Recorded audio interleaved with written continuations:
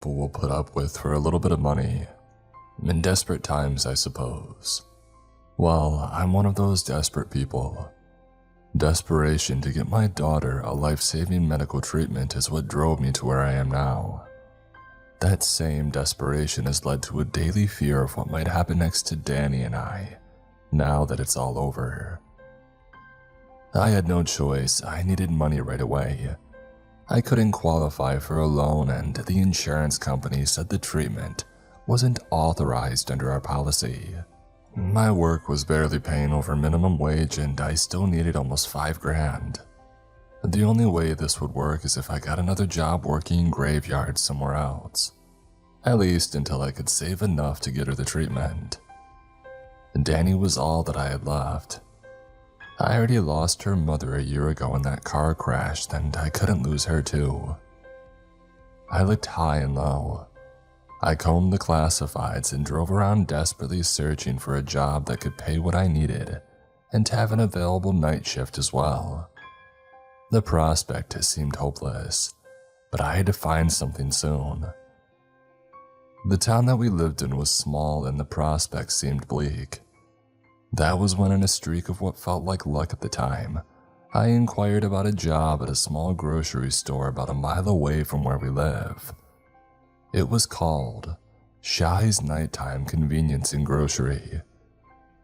It was an odd little store that was closed during the day and seemed to open up at around 8 p.m. and close sometime before the morning.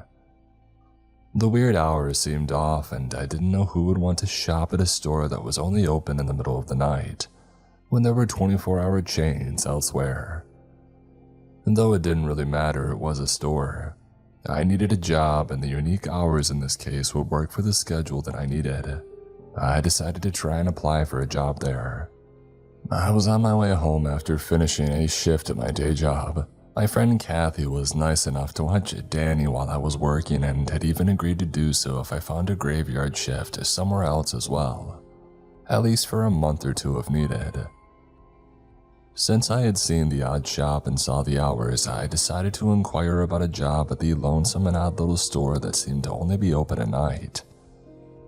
I was reluctant at first, since I thought that they might have some illicit reasons to only be open at such hours. And despite my misgivings, I realized it was the best hope that I had of getting a job with my minimal skill set, and that was a guaranteed graveyard shift. I got out of my car and I walked up to the entrance. The place was pretty run down, but seemed to still have signage up and around the front. There were sale signs and clearance items advertised in the somewhat normal facade of a grocery store. It made me relax and continued with my intended course. I noticed up close there was a mark under the first part of the store's name. Shy's. It looked like Japanese or something. I stepped inside and it seemed deceptively large compared to how small it looked on the outside. There were aisles of various groceries and other household supplies and even some clothing racks. I had no idea how it was this large of an operation. Most of the shoppers seemed fairly normal at first, though there were some people who you could tell preferred to do their shopping at night. I tried not to stare as I received a rather murderous-looking glare from one such individual, who I must have let my eyes linger on too long. The staff also looked about the same as any other store's staff would look. Fairly diverse and no one with an overly cheery or overly sullen mood about them. I did notice that there was not a lot of talking near the checkouts. Moving on, I looked near the front, intent on finding a manager's office to inquire at. I felt hopeful when I saw a sign that I thought read, "Help Wanted." I felt a bit confused and less optimistic when I read the full content of the rather strange sign stating, "Help Wanted, but not always needed." I wasn't sure how to take that, so I decided to look for somebody to ask. As I approached the back office and went to knock on the door, I was interrupted by a large man with a blue store apron and a name badge indicating that he was Store Manager Benny. The large man welcomed me with a pleasant though slightly forced, "Hello, can I help you find something today?" I was distracted by the almost pained expression on his face, like his smile would eventually shatter the muscles in his face if he kept it on for a moment longer. Brushing past the distraction, I remembered why I was there. Yeah, I was actually looking to apply for a job here. I stated my earnest intent while gesturing to the help sign near the door. Benny stopped smiling and looked at the sign and then looked as if he was about to say something when he held up a finger and pulled out a radio from his pocket. Hey Molly, what's the bagger situation look like today? How are we holding up staff-wise? There was no immediate response. He smiled again in that disturbing way while he drummed his fingers along his tie as he waited for one. His face wrinkled and then he stated, I'm sorry, I think we might be full at the moment, but thank you for your interest. He was about to usher me away when his radio barked to life and I heard a static-laden voice on the line. I couldn't hear everything, but it sounded strange and I thought that I heard something like, Rob caught problem and bagger got bagged. I didn't know what to make of the weird bits that I heard, but before I could think twice about it, I heard Benny mumble, Hey, alright, but next time answer faster. It could have been a code black if you mess around with those customers. It is your butt next. I was still standing there in an awkward silence when he wheeled around and his frustrated veneer had vanished, and he was back to the awful fake smile as he loudly proclaimed, Congratulations, there is an opening available now. Let's get you set up. Can you start tonight? Right now as in tonight. I asked, thoroughly surprised that they would want me to start immediately, and without any application or vetting process to speak of. Yes, right now. Don't worry, we can sort out all that legal stuff later, but for tonight, we're actually a bit busier than normal and we could use the help. First though, let's talk terms and some mandatory paperwork. I wasn't sure what he meant, but I figured it might mean a salary negotiation. Sure, what is the pay and benefits? I knew that it was a little tacky to ask up front, but I needed the money badly and Danny couldn't afford for me to get taken for a ride by somebody lowballing my wages. $45 an hour is the pay for baggers, which is what we normally start people at. I almost gasped out loud. That was crazy for a grocery store bag boy. My surprise was apparent and Benny held up a hand and cut off my next question stating, We value hard work and integrity here and just a wee bit of discretion. He laughed aloud and he slapped his knee. Hey, but in all seriousness, there is a non-disclosure agreement we do need you to sign with the paperwork. He grinned again and I thought the discretion bit and NDA was weird, but that was double what I was making at my day job, so I was overjoyed at the prospect. He continued, Health coverage and dental are fully covered, but no life insurance. Those policies always have some trouble for some reason. His grin widened as he said the last part and it looked even more fake than before. Despite some disturbing implications, I could scarcely hear the alarm bells in my head over my future payday. I had found a miracle. I would be able to get enough money in about a month working here in my day job. I would be able to get Danny that treatment. I didn't need to be asked twice. I readily agreed to the offer. Very good decision. Welcome to the Shy family. Ed, get out of here and get our new hire an apron, and to tag and start with the simple version of the bagger training. An unpleasant-looking older man emerged from the back room, and he was holding an apron and moving with an odd gait that might have indicated that some previous injury or the like. I forced a smile and introduced myself, but the man Ed, as I heard his name, didn't reciprocate. He looked me up and down and snorted derisively in a way that was hard not to take offense to. I let it go and waited for him to say something. Just before opening my mouth to ask when the training started, he cut me off and humorlessly asked, You know, baggin' feller. Baggin' like, bagging groceries, I tried to clarify.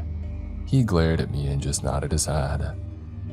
Well, yeah, I mean, I have a general idea.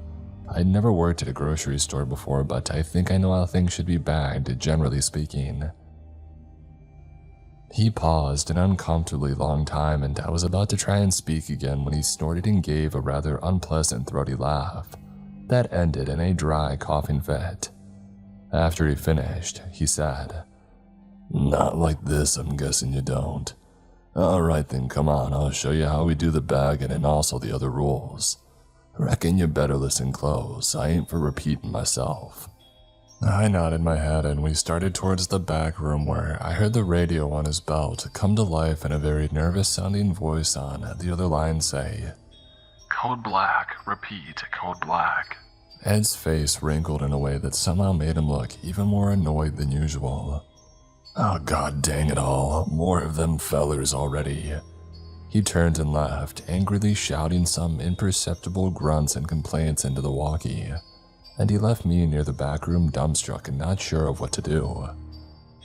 What was a code black? Why was everybody afraid of it? I was about to go look for someone when I felt a hand on my shoulder and I wheeled around to see a woman. The tag on her shirt read, Assistant Manager Molly. She smiled at me and it did seem more genuine than some of the others here. "Oh, I'm sorry we haven't met yet. You must be the new guy. I'm Molly, the AM here. I can help you with training and orientation. You can be a great asset here at Shy's." She held a hand toward the backroom doors and ushered me toward them. We moved into the backroom halls and as I looked around, I saw several doors that looked like iceboxes. I figured they must store a lot of products to need that many freezers scattered about. Visible near the freezer doors were shelves of other inventory. There were rows of boxes and pallets of strange things like chemicals, metalworking gear, various pieces of hardware, and crates that had gun manufacturer names on them. I was wondering again just what kind of store this really was. I mean, besides the odd inventory, it was also kind of a mess, and I was glad that I wouldn't be the one having to sort all of it. We made our way to an office room with oppressively bright blue painted walls, like a kindergarten classroom. The sight reminded me of when Danny was in kindergarten and I steeled my resolve against any difficulty that this job might have. I needed to do this for her. The office was sparse and there was only a desk, some chairs, and a file cabinet. I did notice on the walls, painted on the bright blue, were some black characters that almost looked like calligraphy. More of those kanji were on the wall, and again I wondered what they meant. And before I could guess, Molly was motioning to me. She gestured for me to sit down in one of the only two chairs, in this case, the one facing the desk. I sat down and she sat opposite me. She looked over a few pieces of paper that she had on a clipboard and then smiled, turned around and started rummaging through a file cabinet. As I was waiting, a sudden shriek was heard outside, and I looked to the door and suppressed a gasp. Molly didn't react and kept looking for something.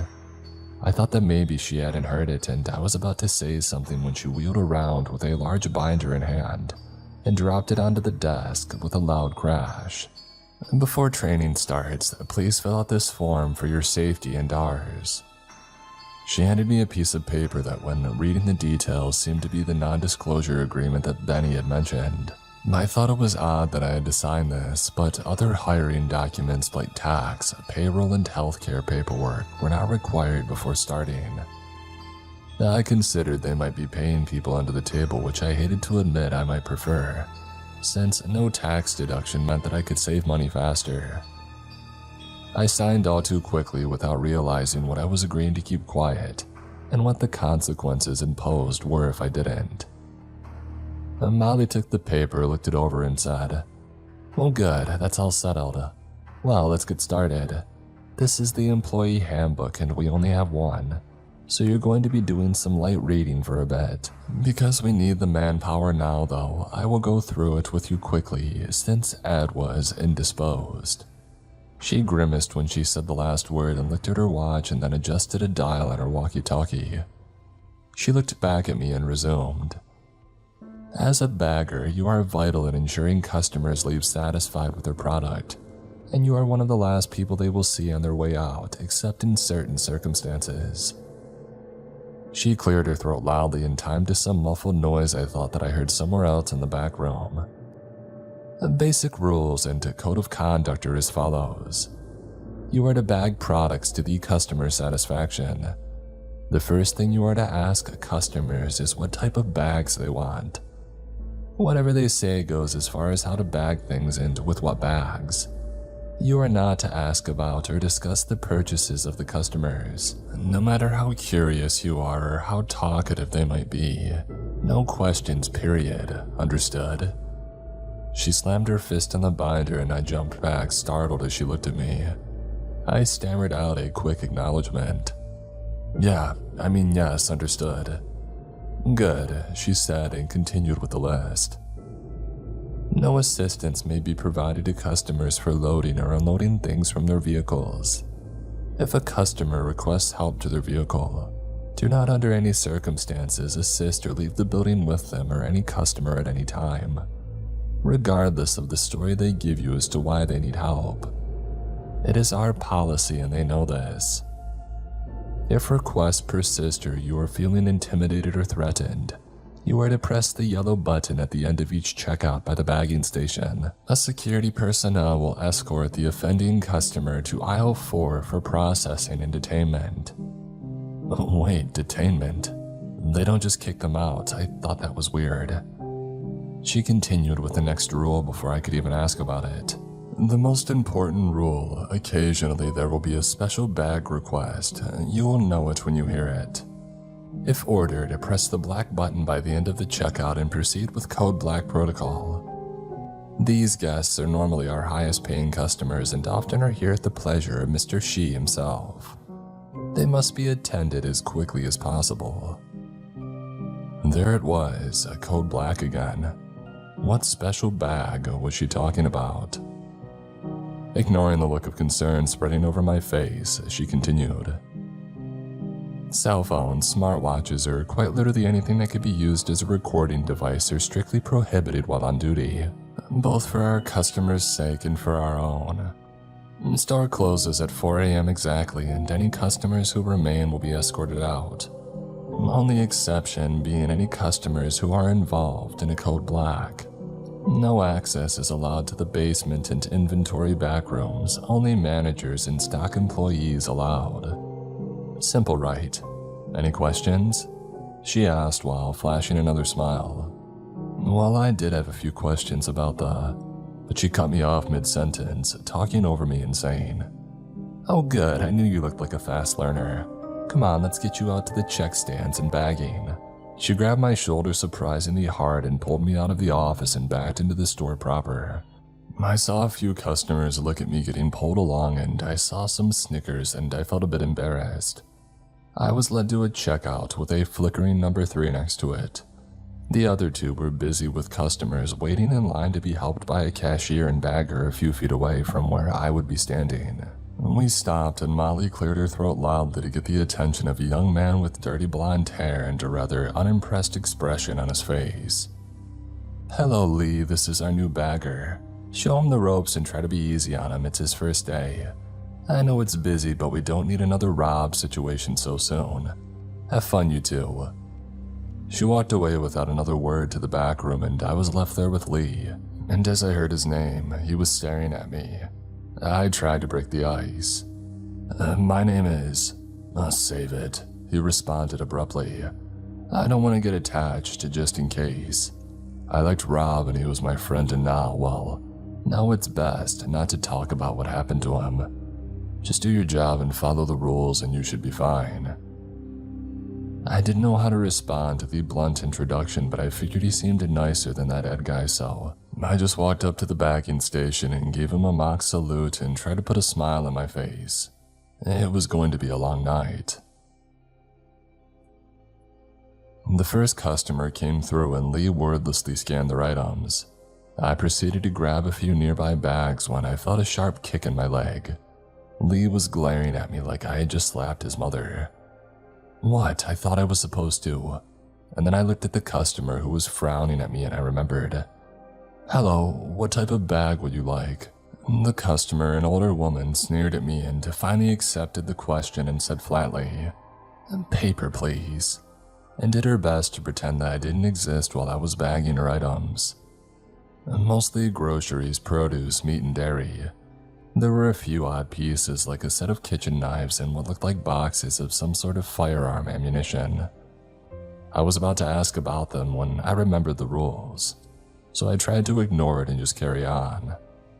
She left wordlessly and more customers piled into our line. As the night went on, I started to see less normal items and more disturbing things. One customer had bought zip ties, large volumes of what looked like medical-grade sedatives, and several bags of candy. Another bought an ungodly amount of various weapons ammunition and several large fruits like watermelon and honeydew. I thought that he might be just shooting some fruit for target practice until I saw what appeared to be a Kevlar vest and an uncomfortable amount of alcohol. After a dozen very disturbing customers came through, I finally found somebody who seemed a bit friendly. She was a kind old woman who seemed to enjoy speaking to me and by all accounts was very nice. It was a much-needed reprieve and I actually enjoyed talking with her. Her name was Marge and she was just buying some baking supplies. Eggs, butter, flour, spices, all pretty normal things. "You simply must try my raspberry tart. It is divine. I'll bring you some by next time, or better yet, I think I still have some in my car. Won't you be a doll and help an old woman with her groceries?" I was about to accept when I saw Lee's face go blank and he just shook his head. I looked back at Marge and she had a wide grin on her face, and I looked down at the second half of her groceries yet to be bagged. There were containers of various chemicals including rat poison, bleach, and ammonia. I tried to speak but I froze and she asked again. "Oh, come on, dearie, my hip is in bad shape after my fall. It will only be a moment and you can have a treat and a nice tip as well." Her grin shifted in a way that made me very uncomfortable and I struggled to speak. But finally I blurted out, "No thank you, ma'am, store policy. We are not to escort customers out of this store under any conditions." Her grin vanished and a grimace of anger flared up briefly. "Oh well, your loss I suppose. I would have made it spectacular. I thought that I might get one of the new ones before you figured it out. Next time, Sonny, I might just find where you live and make a house call." She winked at me and pushed her cart away, and I was shocked and horrified at the implications of what had just happened. Lee elbowed me on the side and gestured to the customer who had taken her place, and I was forced to just ignore another uncomfortable encounter that night. After a long shift of bagging goods for an assortment of disturbing individuals, I realized my work was done when a screeching PA system informed everybody in the store that "It is now 4 a.m. and we're closing. If you have not purchased your items already, then you must leave. If you are loading goods, a reminder that no employees may leave with you. You must take them and leave. If you do not, they will be confiscated. Any customers lingering in the store will be confiscated as well." Geez, they were not joking about the strict closing time. A large group of people that I hadn't seen before moved through the aisles with flashlights and batons. They must have been the store security team. They seemed overkill and intense, more like paramilitary than grocery store security guards. They were looking for any stragglers, apparently. I thought just then of the weird announcement about people left behind being confiscated as well, and it seemed kind of concerning with how serious they were about everyone getting the heck out on time. I was ushered out as well, along with the other staff who left wordlessly. I tried to make a quip to Lee, asking if there was ever overtime, but he kept his head down and ignored my joke. I didn't know what kind of operation this was, but the more that I learned about it, the more I felt like I had made a mistake in taking the job. I had to keep it for a while longer at least until I could save enough for Danny's treatment. I worked at Shy's for a few more weeks of uncomfortable conversations and ghoulish and unspeakable items being bagged at the caprice of disturbing and malign customers. I saw 2 code blacks in that time at least. I should say that I overheard them. Lee told me not to look and to try to avoid the attention of the customers who ordered them. After the first one in my second week of work, I didn't see Jay, the other bag boy, again. Lee warned me not to ask about him, and I was getting increasingly terrified of what would happen if I got one as well. I mean, what were the code blacks? The only good news I had was that the store paid bi-weekly, and to my surprise, it seemed like almost no taxes were taken out of my paycheck. I had almost a full $2,800 from the first 2 weeks of work. A little more, and with a bit of the money I saved up from my other job, I could afford Danny's treatment. I just needed to make it 2 more weeks and then I could quit and never see the awful place again. I managed to avoid any trouble for my 3rd week, but in my last week, I had a disastrous run-in with a customer. It was what started a sequence of events so horrible that the conclusion still threatens my family's safety and terrifies me to this day. It was about 11 p.m. and things were going okay. Some of the managers were poking around and there was an odd air of concern and anticipation in the air. Lee told me that the owner of the company would be stopping by at some point that night, Mr. Shy himself. I was trying to ask more about the owner when a large bald man came to our checkout. He had horn-rimmed glasses and a large, jolly face that was fixed in a leering stare that made me feel very uncomfortable. He tried to chat with me, but I got very bad vibes from the man. I tried to ignore him, but he kept pressing it. "Oh, come on, man, lighten up. I see that you're new here. What's it like working here? You see any real action?" My response was simply asking, "What type of bag would you like, sir?" "I'll show you my bag if you show me yours," he said, and then let out a belly laugh that almost knocked his glasses off, as he kept smiling at me with a sick gleam in his eyes.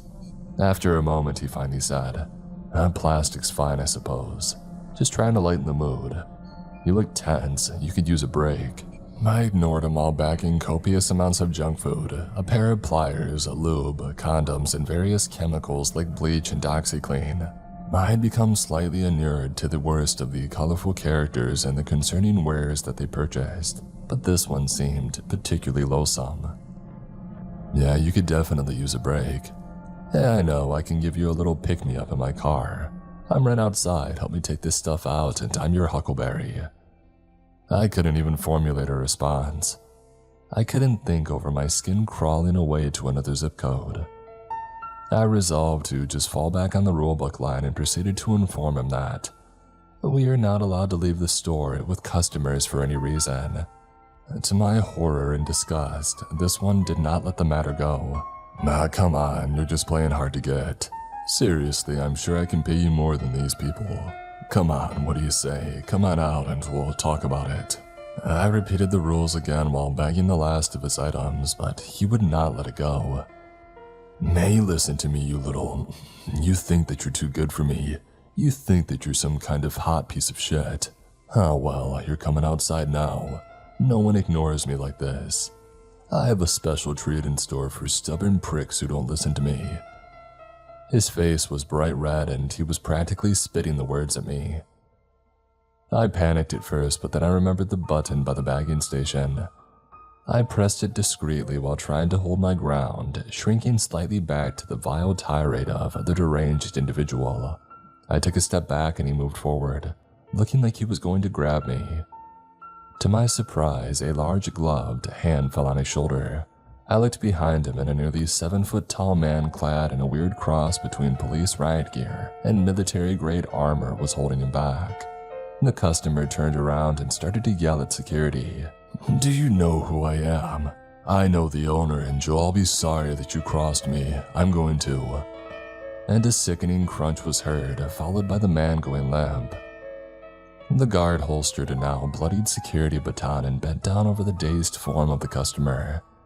His eyes were glazed and he likely had a concussion, but he was still conscious and tried to speak when the security guard seized him by the throat and hoisted him back to his feet.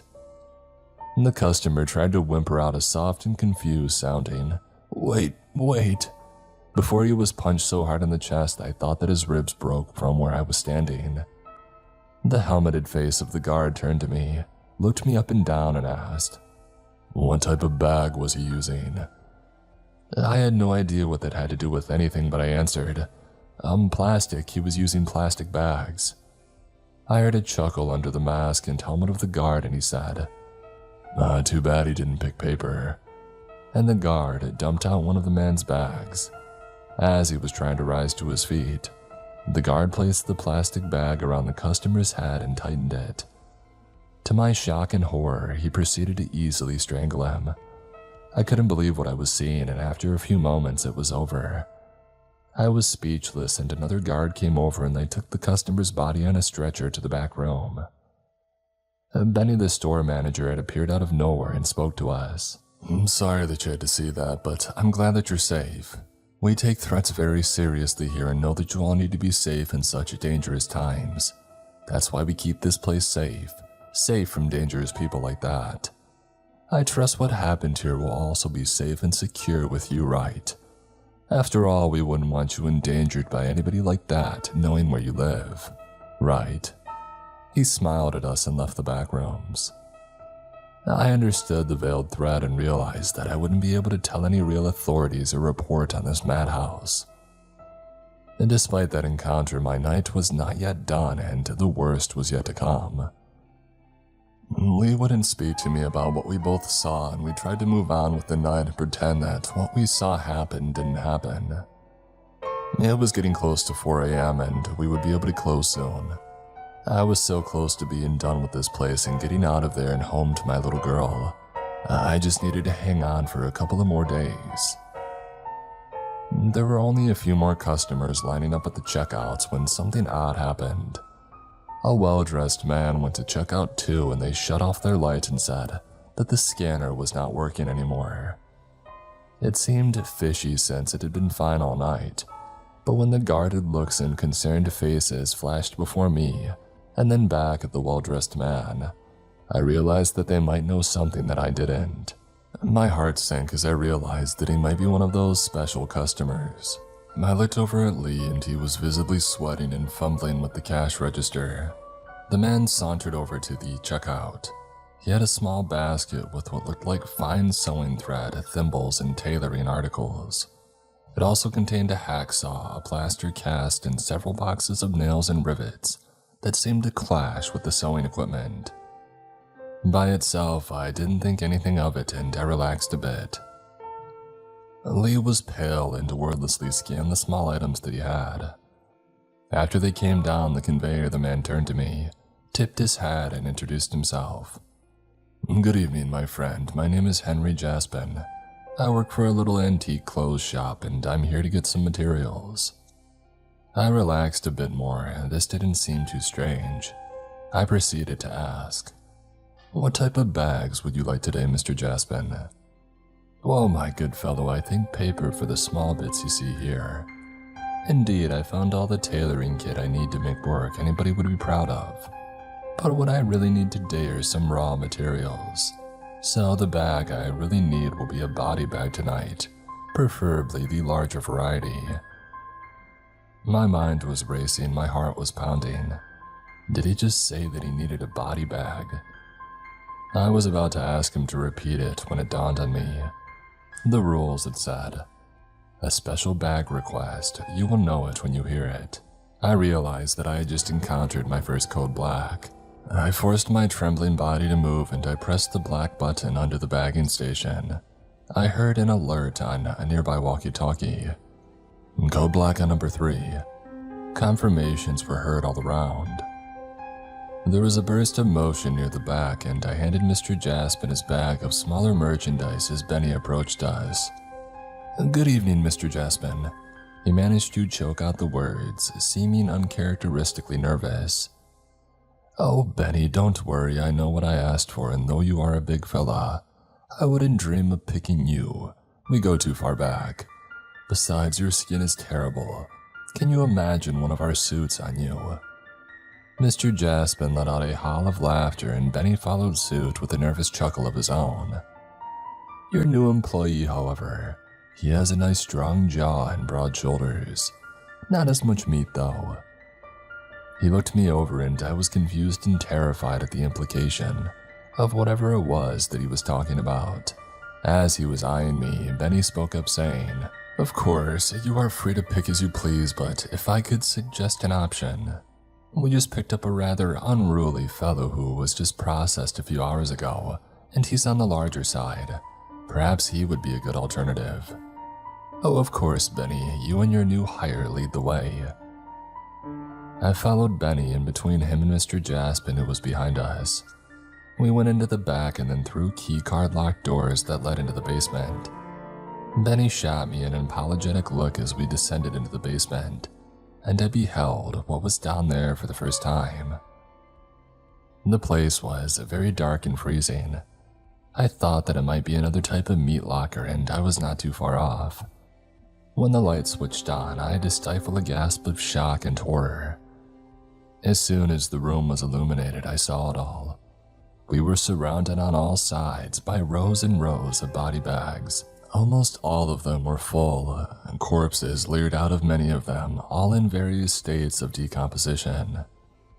I thought that I was going to be sick. It looked like a morgue. I realized that we had been dealing with these products the whole time. I laughed quietly to myself in despair, and then I realized the options were paper, plastic, and apparently body bags. I thought of the conversation of selecting a person. I also thought of the other people who had handled code blacks and had not been seen again, like Rob. Rob was bagged. I stood there mouth agape, trembling at the horror of the nightmare room before me. While it all unfolded in stark terror to me, Mr. Jaspin calmly perused through the inventory of corpses. He would scrutinize them, pinching a cheek here and there and giving a tut-tut or a moan of disdain. He came across the body that Benny had pointed out and he said, My, he is a big fellow. A lot of material they would love to use. The skin is a little dry in places, a touch of eczema. That is all right though, Benny old chum. You have a deal and I will tell Mr. Shy. Benny sighed in relief and started to guide me out of that nightmare dungeon. While leaving, I caught a look at Mr. Jaspin's pick and I held my hand over my mouth to avoid gasping out loud. It was the belligerent customer from earlier.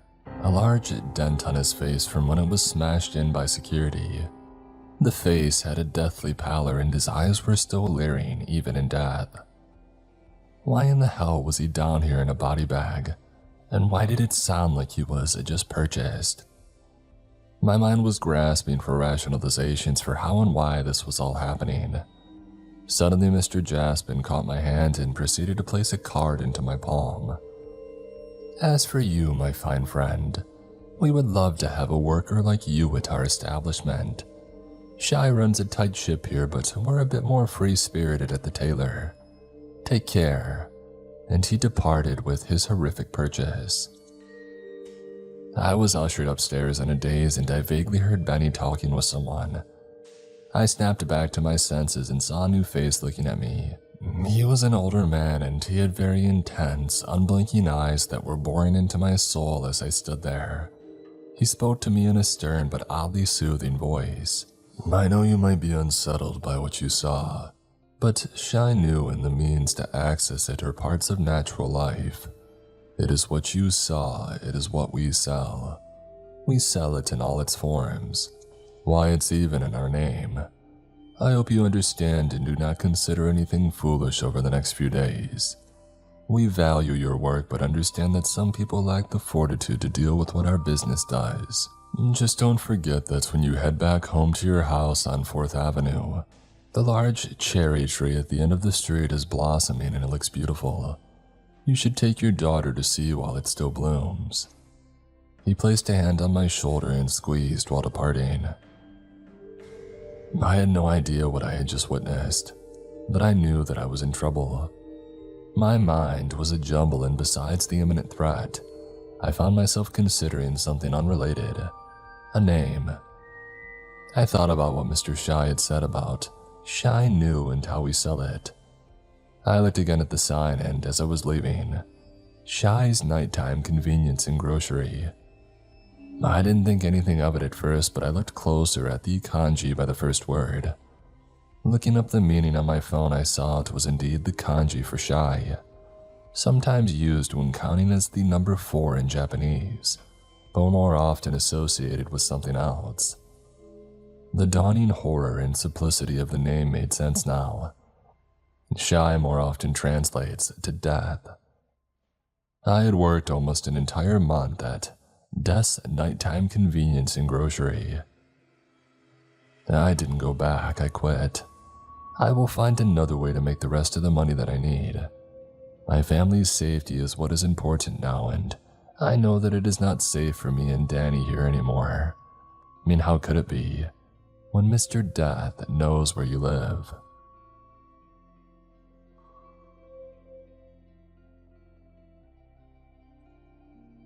Today's episode is sponsored by Rocket Money. Now, before I started using Rocket Money, I honestly had no idea how much time I was wasting trying to keep track of my finances. I would check one app for my bank, another for savings, and another for subscriptions. And even then, I still missed stuff. Rocket Money is a personal finance app that helps find and cancel your unwanted subscriptions, monitors your spending, and helps lower your bills so that you can grow your savings. What I like most is how everything is in one place. It automatically categorizes transactions across all your accounts, so you can actually see where your money's going without having to do the work yourself. It's how I realized I was spending way more on certain categories than I thought. Stuff that just quietly adds up. It also tracks subscriptions and lets you cancel the ones you don't use anymore with just a few taps, which saves time and helps avoid getting charged for things you forgot about. You can set budgets and goals and get insights and reports, and even get alerts for big transactions or upcoming bills so nothing sneaks up on you. If you want a clearer picture of your money without it turning into a whole project, Rocket Money makes it way easier. Let Rocket Money help you reach your financial goals faster. Join at rocketmoney.com/Mr. Creeps. That's rocketmoney.com/Mr. Creeps. rocketmoney.com/Mr. Creeps.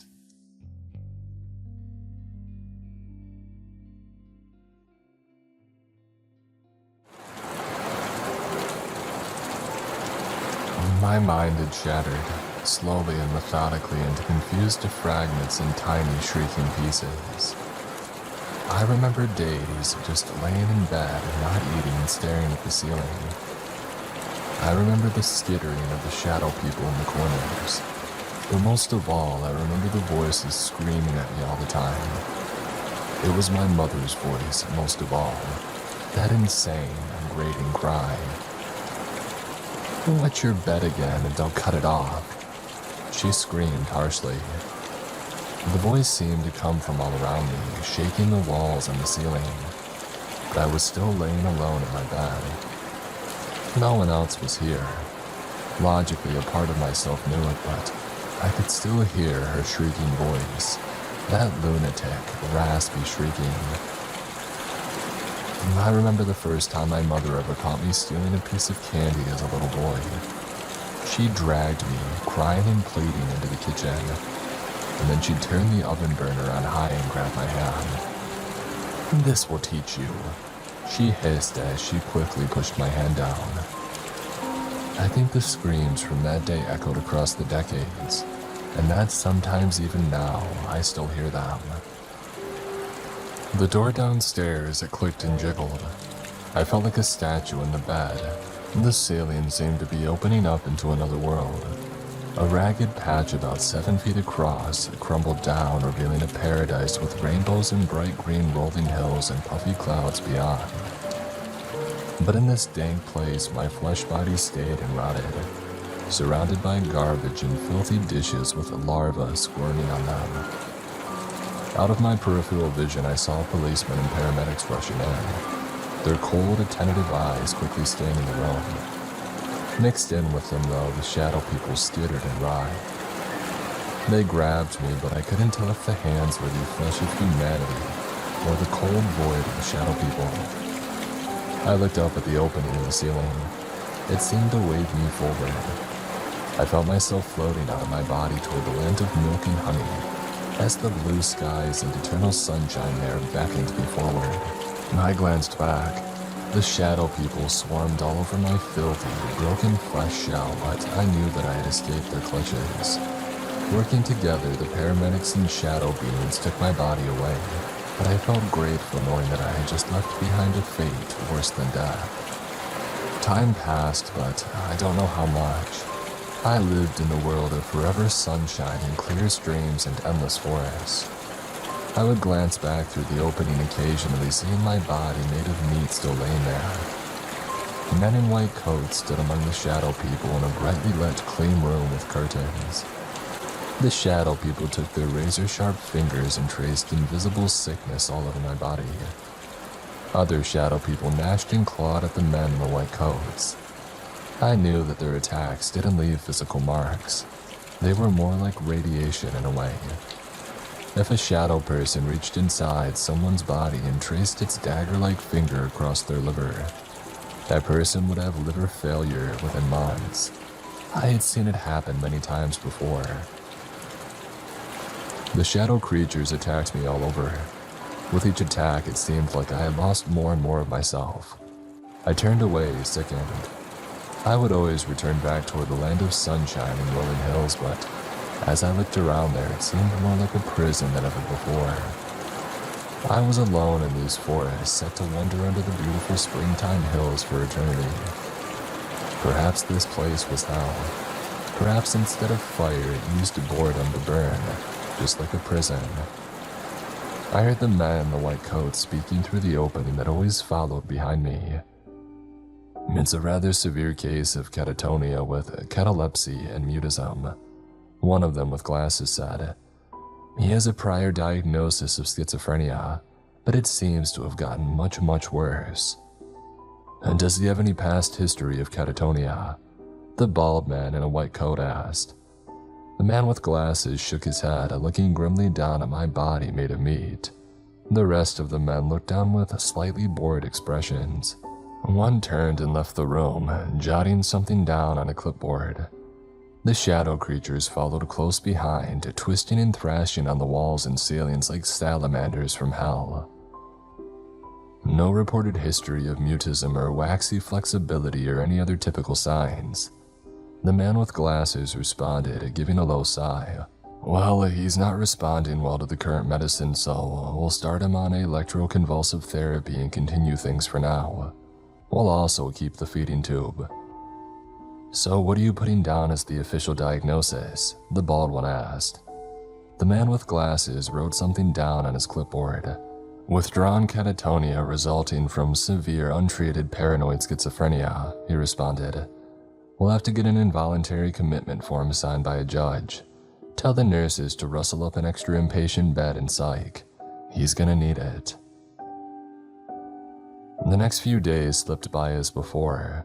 I watched them wheel my body into a room with lots of machines. They put a robin's egg blue mouthguard with a breathing hole in it beneath my teeth. They rubbed a gel on my forehead and started attaching circular electrodes to my skin. The shadow monsters flitting around seemed to laugh and dance. They supposedly give ECT patients drugs to put them to sleep, but I saw the whole thing from that other world.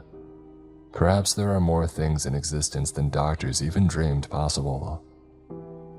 I watched my body jerk and seize as the electricity hit it. I felt myself being ripped from the dream world that I had inhabited. I fell through the opening towards my silent and thin body.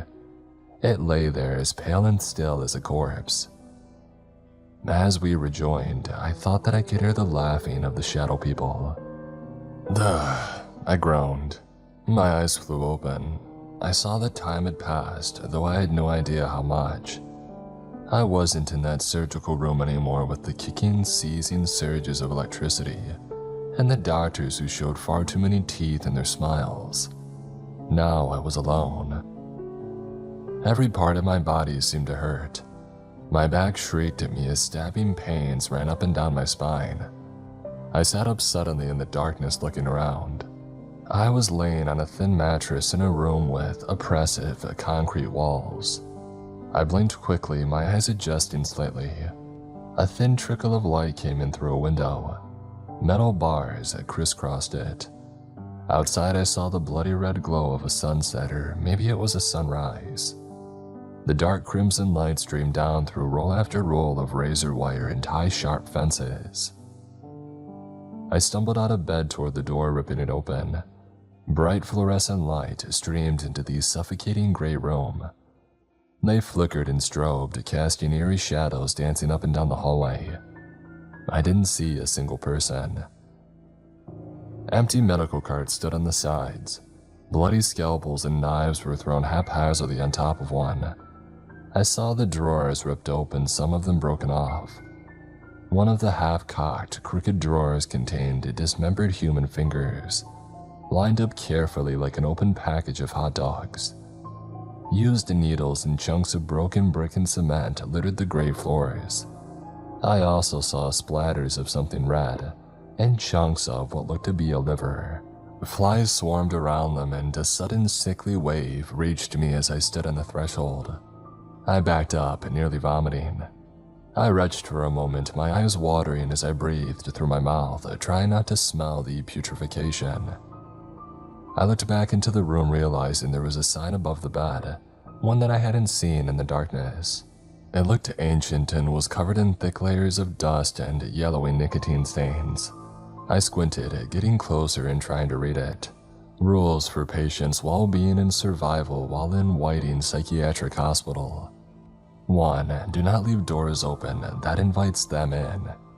2. If you must go into the key room, get out before the guard notices you. 3. You must make an offering of raw meat to the keeper if you wish to pass from one level to another on the stairwell. I stared for a few seconds at the sign, wondering what the punchline was.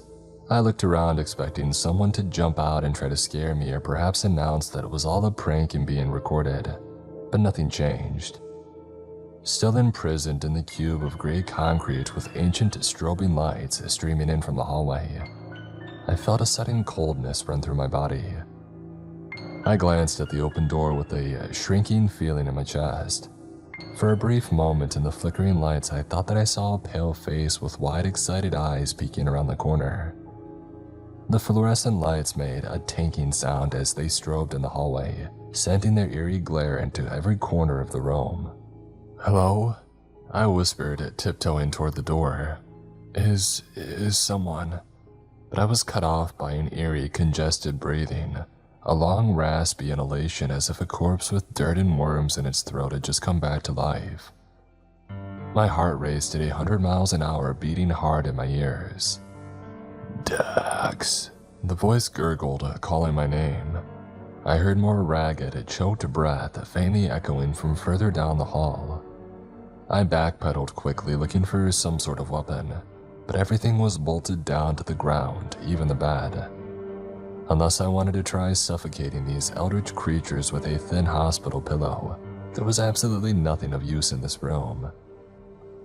My mind flashed back to the medical cart in the hallway, with scalpels and surgical instruments littered over the top of it. A long white arm reached around the corner of the door. Breathing hard, I put my head down and sprinted straight for the medical cart. It was so close, maybe only 20 feet away, but at the time, that 20 feet seemed like 20 miles. I heard a choked gasp as the unknown creature lunged forward, wrapping its cold, pale arms around my neck. I glimpsed the deep sores eaten into the flesh, the way the bones poked out through the tips of the fingers. Bugs writhed and black gashes dug into its skin. I saw long black hair fall over my vision and smelled the odor of rotten tomatoes and decaying meat. And though this happened a few days ago and I did end up escaping that wretched place, sometimes I think that I still smell that fetid odor in the air and my heart freezes. "Dax." It hissed in my ear as it wrapped its freezing hands around my neck. "Give me your warmth." I tried throwing the thing off as it squeezed, cutting my breath off. In panic, I thrashed my arms, slowly pulling the corpse towards the medical cart. I tried reaching back and gouging out its eyes, but my fingers just kept sliding off the dead, loose flesh. Further down the hall, I saw 3 more pale white figures limping slowly towards the commotion like moths drawn to the flame. I got a good look at them, realizing that they had once been women with long black hair, but now they looked like the walking dead. Deep black gashes ran through their skin. Garish autopsy stitches ran up and down their chests. They had on light green hospital gowns stained with a rainbow of fluids that I couldn't even try to identify, though a lot of it was clearly blood. Their eyes had taken on a filmy and faded look. Their plodding, limping steps brought them incrementally closer as their eyes twitched to the left and right. I was still too far from the cart and I knew that I had lost. My vision started to turn back as the fingers tightened, fingers whose skin was falling off. The sharp claws of bone dug into my neck. I would have screamed, but I had no air. And then something heavy and fast hit us and we both went flying. The fingers flew off my neck. I looked up, seeing a giant man with a dark cross-eyed stare. He was breathing hard, his chest heaving as he looked down at the pale, undead woman who had tried to strangle me. I saw that he was wearing the garb of a patient at a psych ward, a white t-shirt and khaki pants with slippers. I looked down, realizing that I was wearing the same outfit. Someone must have changed my clothes while I was unconscious. With a lunatic gleam on his face, he stared down at me in the undead abomination. He was holding a gleaming buck knife soaked with fresh blood. He ran forward. I screamed. But he didn't attack me. With a crunching sound, he brought the knife down through the undead woman's milky left eye. It pierced deep into her skull with a soft cracking of bone and the sound of spurting blood. Her legs kicked and twisted for a couple of moments as she writhed on the filthy gray floor. Pieces of broken glass and the tips of needles dug into her loose, white flesh. Black blood poured out of the wounds, a waterfall of it gushing from her head. The man reached down, pulling his knife out with a sickening sucking sound. He put out one giant, calloused hand toward me and I quickly grabbed it. With strength like an ox, he ripped me up off the ground. "We need to get out of here," he said in a low, flat monotone. He pushed me forward, down the hallway in the opposite direction from the rest of the undead women, who were now only a couple of steps away. "Run." Even though my head was pounding and I was terrified and confused, I sprinted for my life. The large man was now faster than me and I ended up following him down the hallway. It split to the left and right, but he seemed to know where he was going. He veered to the left and pushed open a cracked door around the corner whose sign read, "Janitorial Closet." After ushering me inside, he slammed it shut and turned the deadbolt. We found ourselves in total darkness until he pulled on a string hanging next to a bare incandescent bulb. Its light covered the small closet in a dim yellow glow. The man extended his left arm toward me. I shook it, wincing as his iron grip crushed the bones in my hand. "I'm Freddy," he said in a slow and plodding way. One of his eyes stared at the wall while the other looked at me. His right hand still gripped the knife tightly. The blood dripping off the point of the blade made soft, repetitive sounds as they smacked against the ground. "You must have a death wish, leaving your door open like that." "I'm Dax and I just got here. I have no idea what those things would be in the hallway peeking around corners." I heard something sharp being dragged lightly against the other side of the door. I could imagine those horrific undead women dragging their rotted claw-like fingers over the surface of the battered wood only a few inches away. I thought that I could hear the faintest trace of a gurgling breath and I shuddered. So I guess those rules are real. Freddy's face darkened like an approaching thundercloud as I brought up the list of rules. He nodded grimly. "They are as real and as serious as death. I don't know who put them up, but they're the only reason that I've stayed alive this long. They're in every patient room. How did you get here?" I told Freddy about the catatonic state that I had gotten trapped in, the land of eternal sunrise and the shadow people, the electroconvulsive therapy that I had seen my own body subjected to, and finally waking up here. "There is a lady in my town. She had real bad mental problems, like real bad," he said, shaking his head. "She used to get the same thing too. We had a few statues and wells downtown. It was really a small town, but what town doesn't have a few statues, right?" I nodded. "Well, the lady used to walk over slowly and confusedly, almost like a robot that didn't know how to use its legs. Once she got near a statue, she would freeze. Sometimes she would have one arm bent upwards at a 90-degree angle, or she would be posed like the Statue of Liberty." He started giggling. "And she would just stay like that forever if you let her. I mean, until she died or collapsed or whatever, obviously. But somebody would have to come and get her. They'd have a couple strong guys come and pick her up and put her in the back of a car. When they carried her out, it looked like they were carrying out an actual statue. She would be stiff and rigid as a mannequin. And sometimes my family would drive through downtown and she would be out there stiff as a statue, and my daddy would say, "Ah, gosh dang it, there's old Becky again, doing her rigor mortis routine." And I would laugh, but deep inside a piece of me also cried. Because even though it was kind of funny to me back then, even as a kid, I knew something was deeply wrong and disturbing about the whole thing. I mean, she would literally stand there until she froze to death if somebody didn't come and grab her. I nodded, feeling suddenly very tired. "Is there any food or water around here? My head is pounding," I said, grabbing my forehead and rubbing rhythmically in circles to try to relieve the horrific migraine pulsating hot agony in time with my heart. "Well, there's the cafeteria on the ground floor, but we'd have to go through the stairwell. You're on the 3rd floor right now, you see. It's no big deal, really, but..." I remembered the rules and smiled. "But we need to feed some eldritch beast with raw meat, right?" I asked, giving him a half smile. He nodded, and he reached into his pocket and pulled out another blood-stained folding knife, handing it over to me first. We can just cut a chunk out of that corpse in the hallway," he responded blankly, not showing a shred of emotion as he talked about feeding human meat to the stairway master.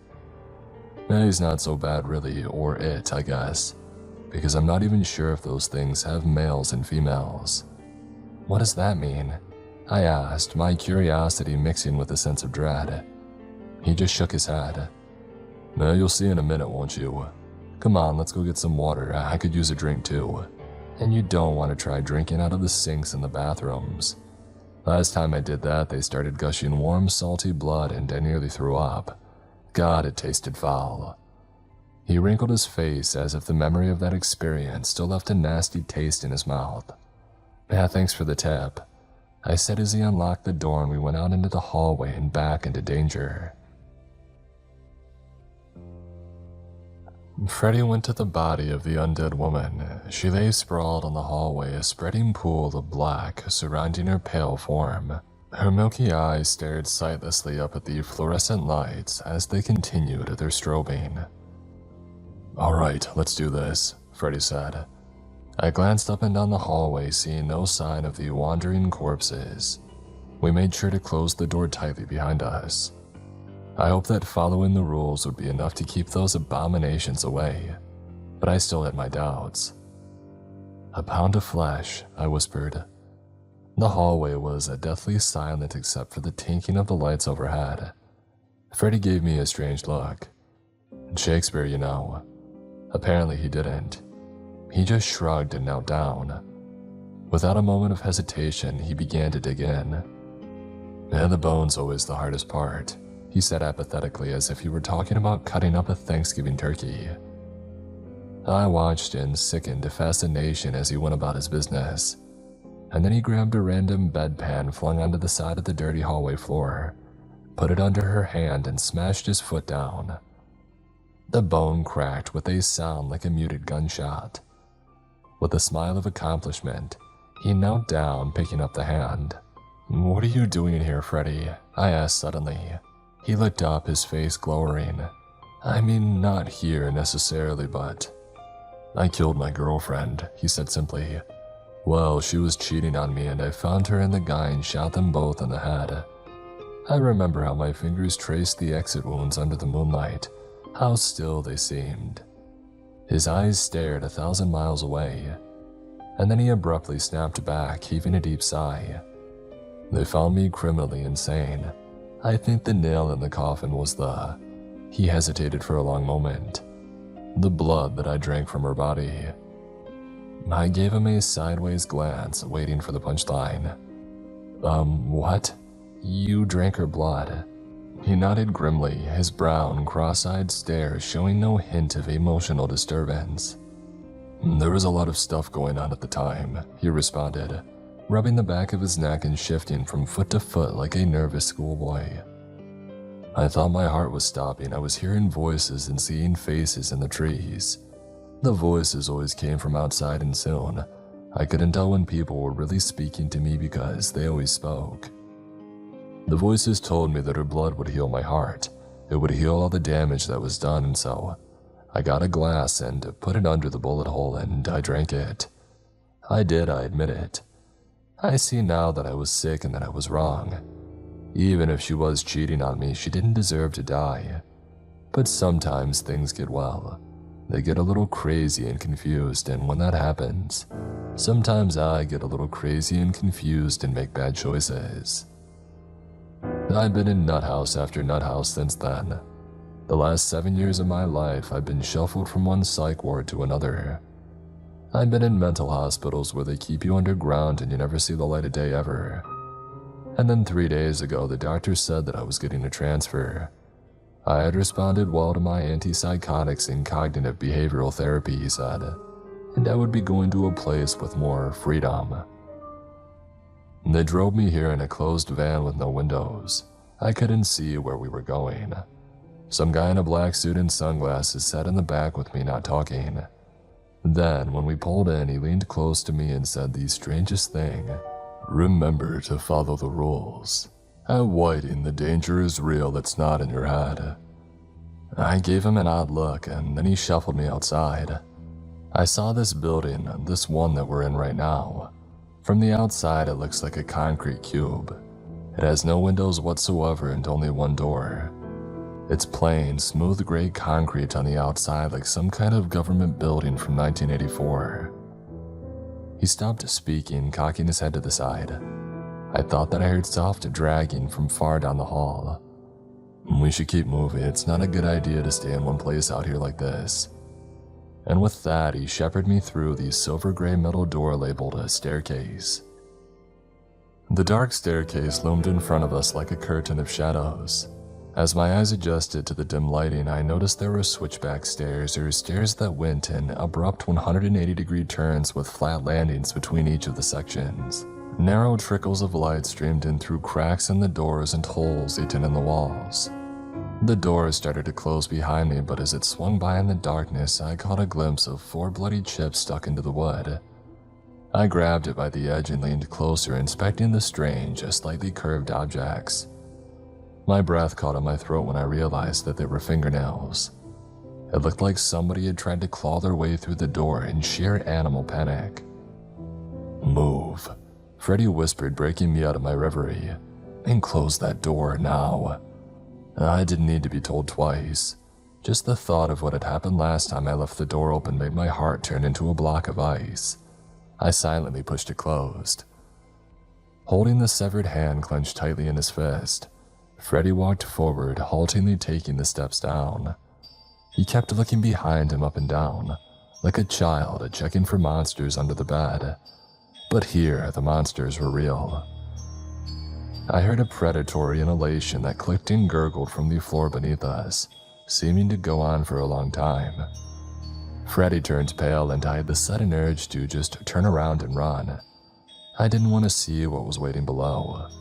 I looked down and caught a glimpse of something totally alien peeking up at me. Its rounded crimson head disappeared in a blur, but I knew that it was stalking us. Just keep walking, Freddy said through gritted teeth, his eyes wide. I didn't know if he was talking to me or himself. He held out the dismembered hand in front of him as if it were a sacred talisman used to ward off evil spirits. The railing shook slightly and I realized that I didn't hear anything. The silence seemed deafening. And then the claws wrapped around the handrail in front of Freddy. The fingers looked like sharp crimson railroad spikes. Something pulled itself up in front of us, moving as silently as death. I beheld the nightmarish spectacle, looking in awe at the killing machine that loomed over us. The keeper was a dark red, the color of clotted blood. It had no eyes that I could see. It stood 7 or 8 feet high, and it had a shining, chitinous exoskeleton that formed gently curving ridges over its torso. I saw 2 holes for its nasal passages like those of a snake's. Its head pointed forward like some sort of eyeless velociraptor. It had a strange combination of reptilian and insectoid features. As its jaw unhinged, it gave a predatory roar that echoed through the stairwell like thunder. Silver rivulets of saliva dripped from its gaping maw. Dozens of deadly spikes shone in its mouth, each as long as a pencil. They reminded me of the teeth of some monstrous deep-sea abomination like a dragonfish. I backpedaled, my mortal terror screaming at me to turn and run. As soon as I had taken a single step backwards, though, the creature's head ratcheted towards me in a blur, moving so fast that it seemed like a machine more than an animal. It took a step toward me, ignoring Freddy. A low growl rumbled out of its chest.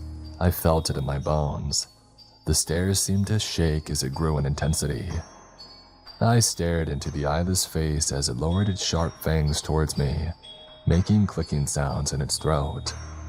It exhaled fumes that smelled like blood and sulfur directly into my face, but I didn't dare even blink. Freddy threw the dismembered hand between me and the keeper. It jerked, its head twitching back and forth from me to the piece of pale flesh in the ground in front of it. It began gnashing its teeth, chittering in an alien tongue. It snapped up the hand from the ground like a toad snatching a fly from the air. I heard the crunching of bones as its sword-like teeth crushed it, sending out a spattering of blood that splashed onto my face. I didn't dare wipe it off, though. I stood as still as a corpse, watching and waiting. Freddy loomed behind the keeper, sweating heavily, his eyes wild, his whole body trembling.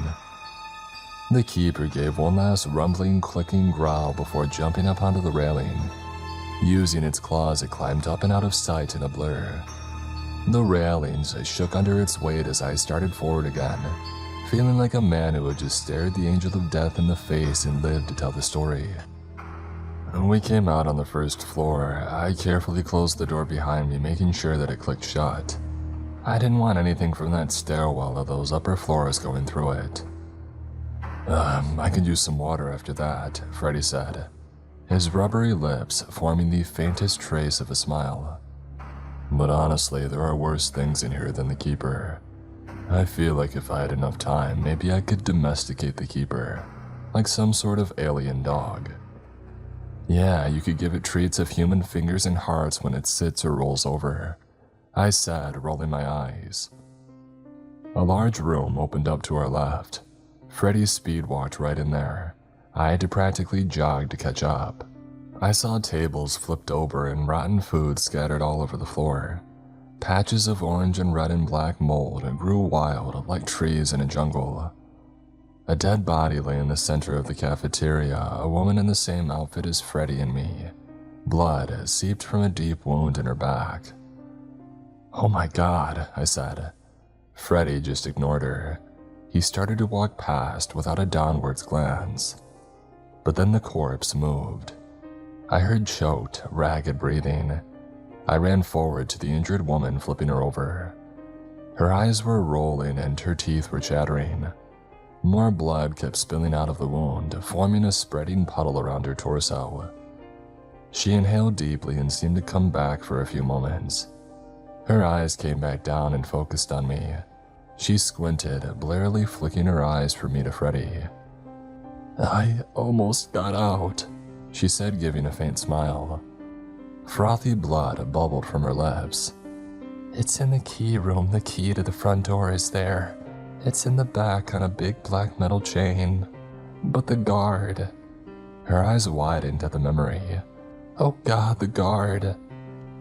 The whites of her eyes gleamed brightly as they rolled back in her head. She began to seize, kicking her feet and clenching her fingers. After a few seconds of this, she stopped. Her head fell limply to the side and she gave a long, shuddering death gasp. I looked up at Freddy, a rising surge of hope mixing with the horror of this innocent woman's death. He had an excited, manic look on his face. "Jesus, the key room. Of course there's a key for the front door. I wonder who told her where it was." "Well, let's go get it," I said excitedly. "After we eat and drink something," Freddy said, gesturing to the kitchen with his head. "I need some strength and you act like it's so simple. Do you have any idea what the guard will do to us if he catches us sneaking around the key room?" "What is it, like a human security guard?" I asked, though deep down I knew better.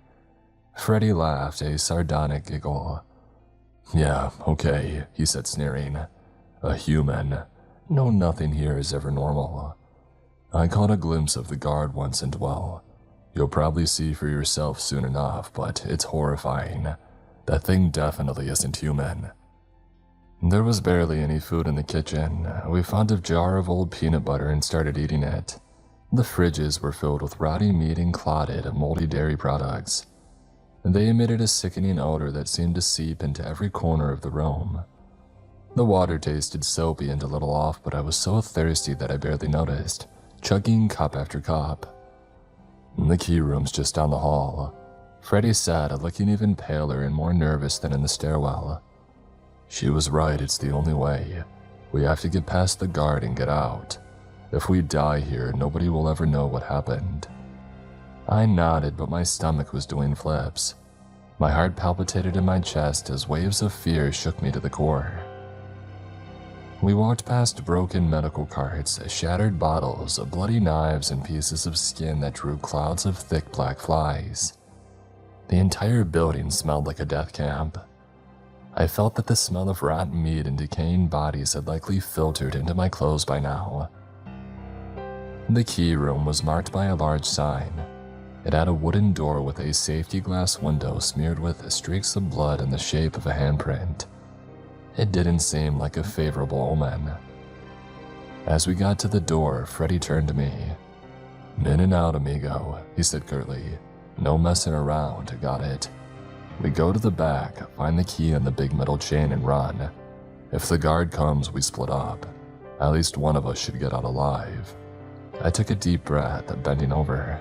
"I don't know if I can do this, man. I'm terrified right now," I said. "The rules say not to go in the key room, and it seems like breaking them leads to some crazy stuff happening." He shrugged. I knew we didn't have a choice. I nodded. "Okay, let's do this before my nerves totally shatter." He quietly flung open the door and we went inside. Thousands of keys glittered on the walls around us. Rows of cabinets divided up the huge room all the way to the back. Freddie quietly sprinted toward the back, and I followed close behind, my head on a swivel. I didn't see anything. We got to the back and began sifting through hundreds of keys on a desk. I saw one at the end with a massive round steel chain attached to it. I sprinted over to it. A creature walked around the corner. Something humanoid in a black night watchman's uniform. But the creature had no eyes or nose. Its skin was smooth and white over its face, traced with a spider webbing of black veins. It grinned, showing off two long vampiric fangs dripping with blood. The eyeless guard brought his hands up, and to my horror, I saw giant dark eyes in the center of both of his palms. The large pupils flitted to me and then to Freddie. The eyes and the hands blinked as the guard opened his mouth and gave an eerie, high-pitched shriek. I grabbed the key, turning to run for my life. Freddie and I split up, each sprinting through a different path past the open key cabinets that loomed overhead. I had my knife clenched tightly in one hand and the key in the other. Something hit me from behind and I went flying forward toward the door. "No!" Freddie shrieked, turning the corner and leaping over me in a few bounding steps. He had his knife raised. I flipped onto my back, trying to raise the knife as the guard looked down, his smooth, hairless face as white as freshly cut marble. Freddie crashed into it, bringing the blade down into the center of its head as he did so. The knife quivered there, shaking like a leaf. With a roar, the guard grabbed Freddie and yanked his neck back. Its vampiric fangs shot out like the teeth of a rattlesnake. They sunk deeply into his jugular. Blood spurted from the wound as I jumped up. I ran towards the guard with my knife out in front of me, intending to cut its throat. Its eyes on its hand glared at me. The giant hand came up and smacked me. I fell and the knife went flying. Freddie's breathing had started to come in slow, a regular gurgling by this point. His legs gave out and he collapsed, but the guard held him in its arms like a lover, drinking every drop of blood down to the dregs. Faint and on the verge of vomiting, I sprinted out of the door of the key room towards the front of the building. I found that the key worked. The sunlight streamed in, beautiful and warm. I was surrounded by rolling hills in the middle of nowhere. It took me a long time to hitchhike out of that place, but I remember the way back. I went to the police, but they just laughed at me and called me insane, so nothing ever came of that. But I just need someone to believe me. That place is hell on earth and it needs to be shut down. It needs to be stopped before any more unsuspecting people get sent there. And I would like to get the body back of the man who saved my life.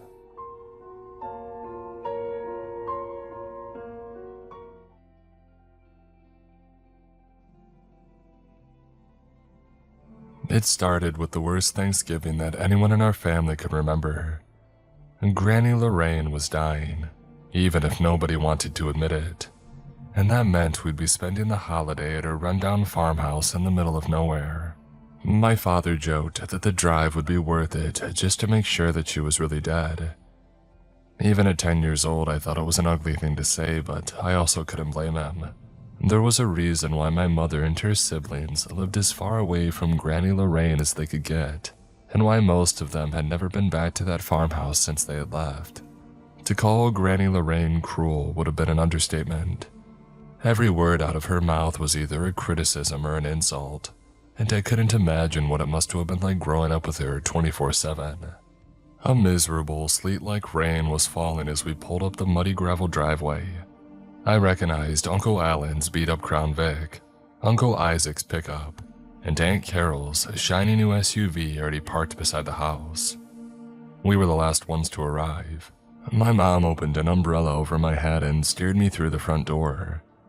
It actually felt colder inside of Granny Lorraine's house than it had outside. Apart from the beeping of medical machines and Aunt Carol's smoker's cough, the house was silent. Then in the dining room at the end of the hallway, I saw her. And Granny Lorraine lay with her eyes closed, surrounded by beeping machines and the reek of cleaning fluid. Most of her hair had fallen out and she seemed to have shrunken somehow. The withered body beneath the sheets reminded me unsettlingly of one of my cousin's toy dolls. Late again as usual, Granny Lorraine snapped. I suppose you two roly-poly lungs had to stop for donuts on the way, didn't you? While you were at it, you should have got some food for the boy. With that weak chest and awful haircut. Looks like a toilet brush. Our appearance was one of Granny Lorraine's favorite topics to comment on. I suddenly felt a little less bad for her. We're here because you're sick, Ma, my mother said. Granny Lorraine snatched her hand away. She had become so gaunt that it almost looked like a claw. I know why you're here, you pack of vultures. Granny Lorraine screeched. You're here for the inheritance. My Uncle Alan, who had been sitting in the shadows, took a look around and laughed. The house was so old and run down that it was barely standing, and it was government assistance, or us, that paid the bills. Oh, chuckle all you want, Baldy. Granny Lorraine snorted. You'll get what's owed to you. It had sounded almost like a threat. I wondered if Granny Lorraine was losing her mind. Her eyes darted around the room, following the movements of something that wasn't there. What must it feel like to have dementia? To see things that nobody else could see? The thought sent a shiver up my spine. Now, Granny Lorraine rasped, where's my favorite grandson? I cringed. I had been dreading this moment since we had first arrived. My throat was dry as I approached the bony form beneath the sheets. Up close, it was like I could smell the decay on her breath. Her hand shot out with surprising force and pulled my face towards her. For an awful moment, I thought she was going to kiss me. Oh, don't talk to him, don't acknowledge him at all. And remember, the worst thing he can do is drive you mad.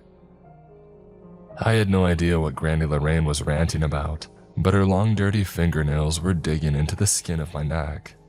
I pulled away with a shout, and then all hell broke loose. Granny Lorraine's eyes rolled backwards until they looked like a pair of white marbles. She toppled over convulsing, while the machines hooked up to her all shrieked in unison. The state-appointed nurse came running up, but it was obvious that there was nothing that she could do. Granny Lorraine was gone. I lifted my hands up like a criminal being arrested and I backed slowly away. My aunts and uncles were all staring at me. Although no one said so, I could see the accusation in their eyes, as though what had just happened was somehow my fault. Maybe after so many years of being bullied by Granny Lorraine, each of them felt like they should be the one to hear her final thoughts. "Well?" my Uncle Isaac finally demanded.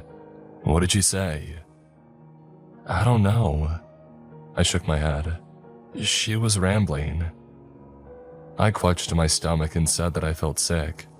My mother guided me to one of the bedrooms upstairs. I could already hear shouting from down below. Granny Lorraine may not have had much of a legacy, but that didn't prevent the family from squabbling over what little remained. Sometimes the most vicious fights are over the pettiest prizes, my mother sighed as she tucked me and handed me a glass of water. And to think, they haven't even started planning the funeral yet.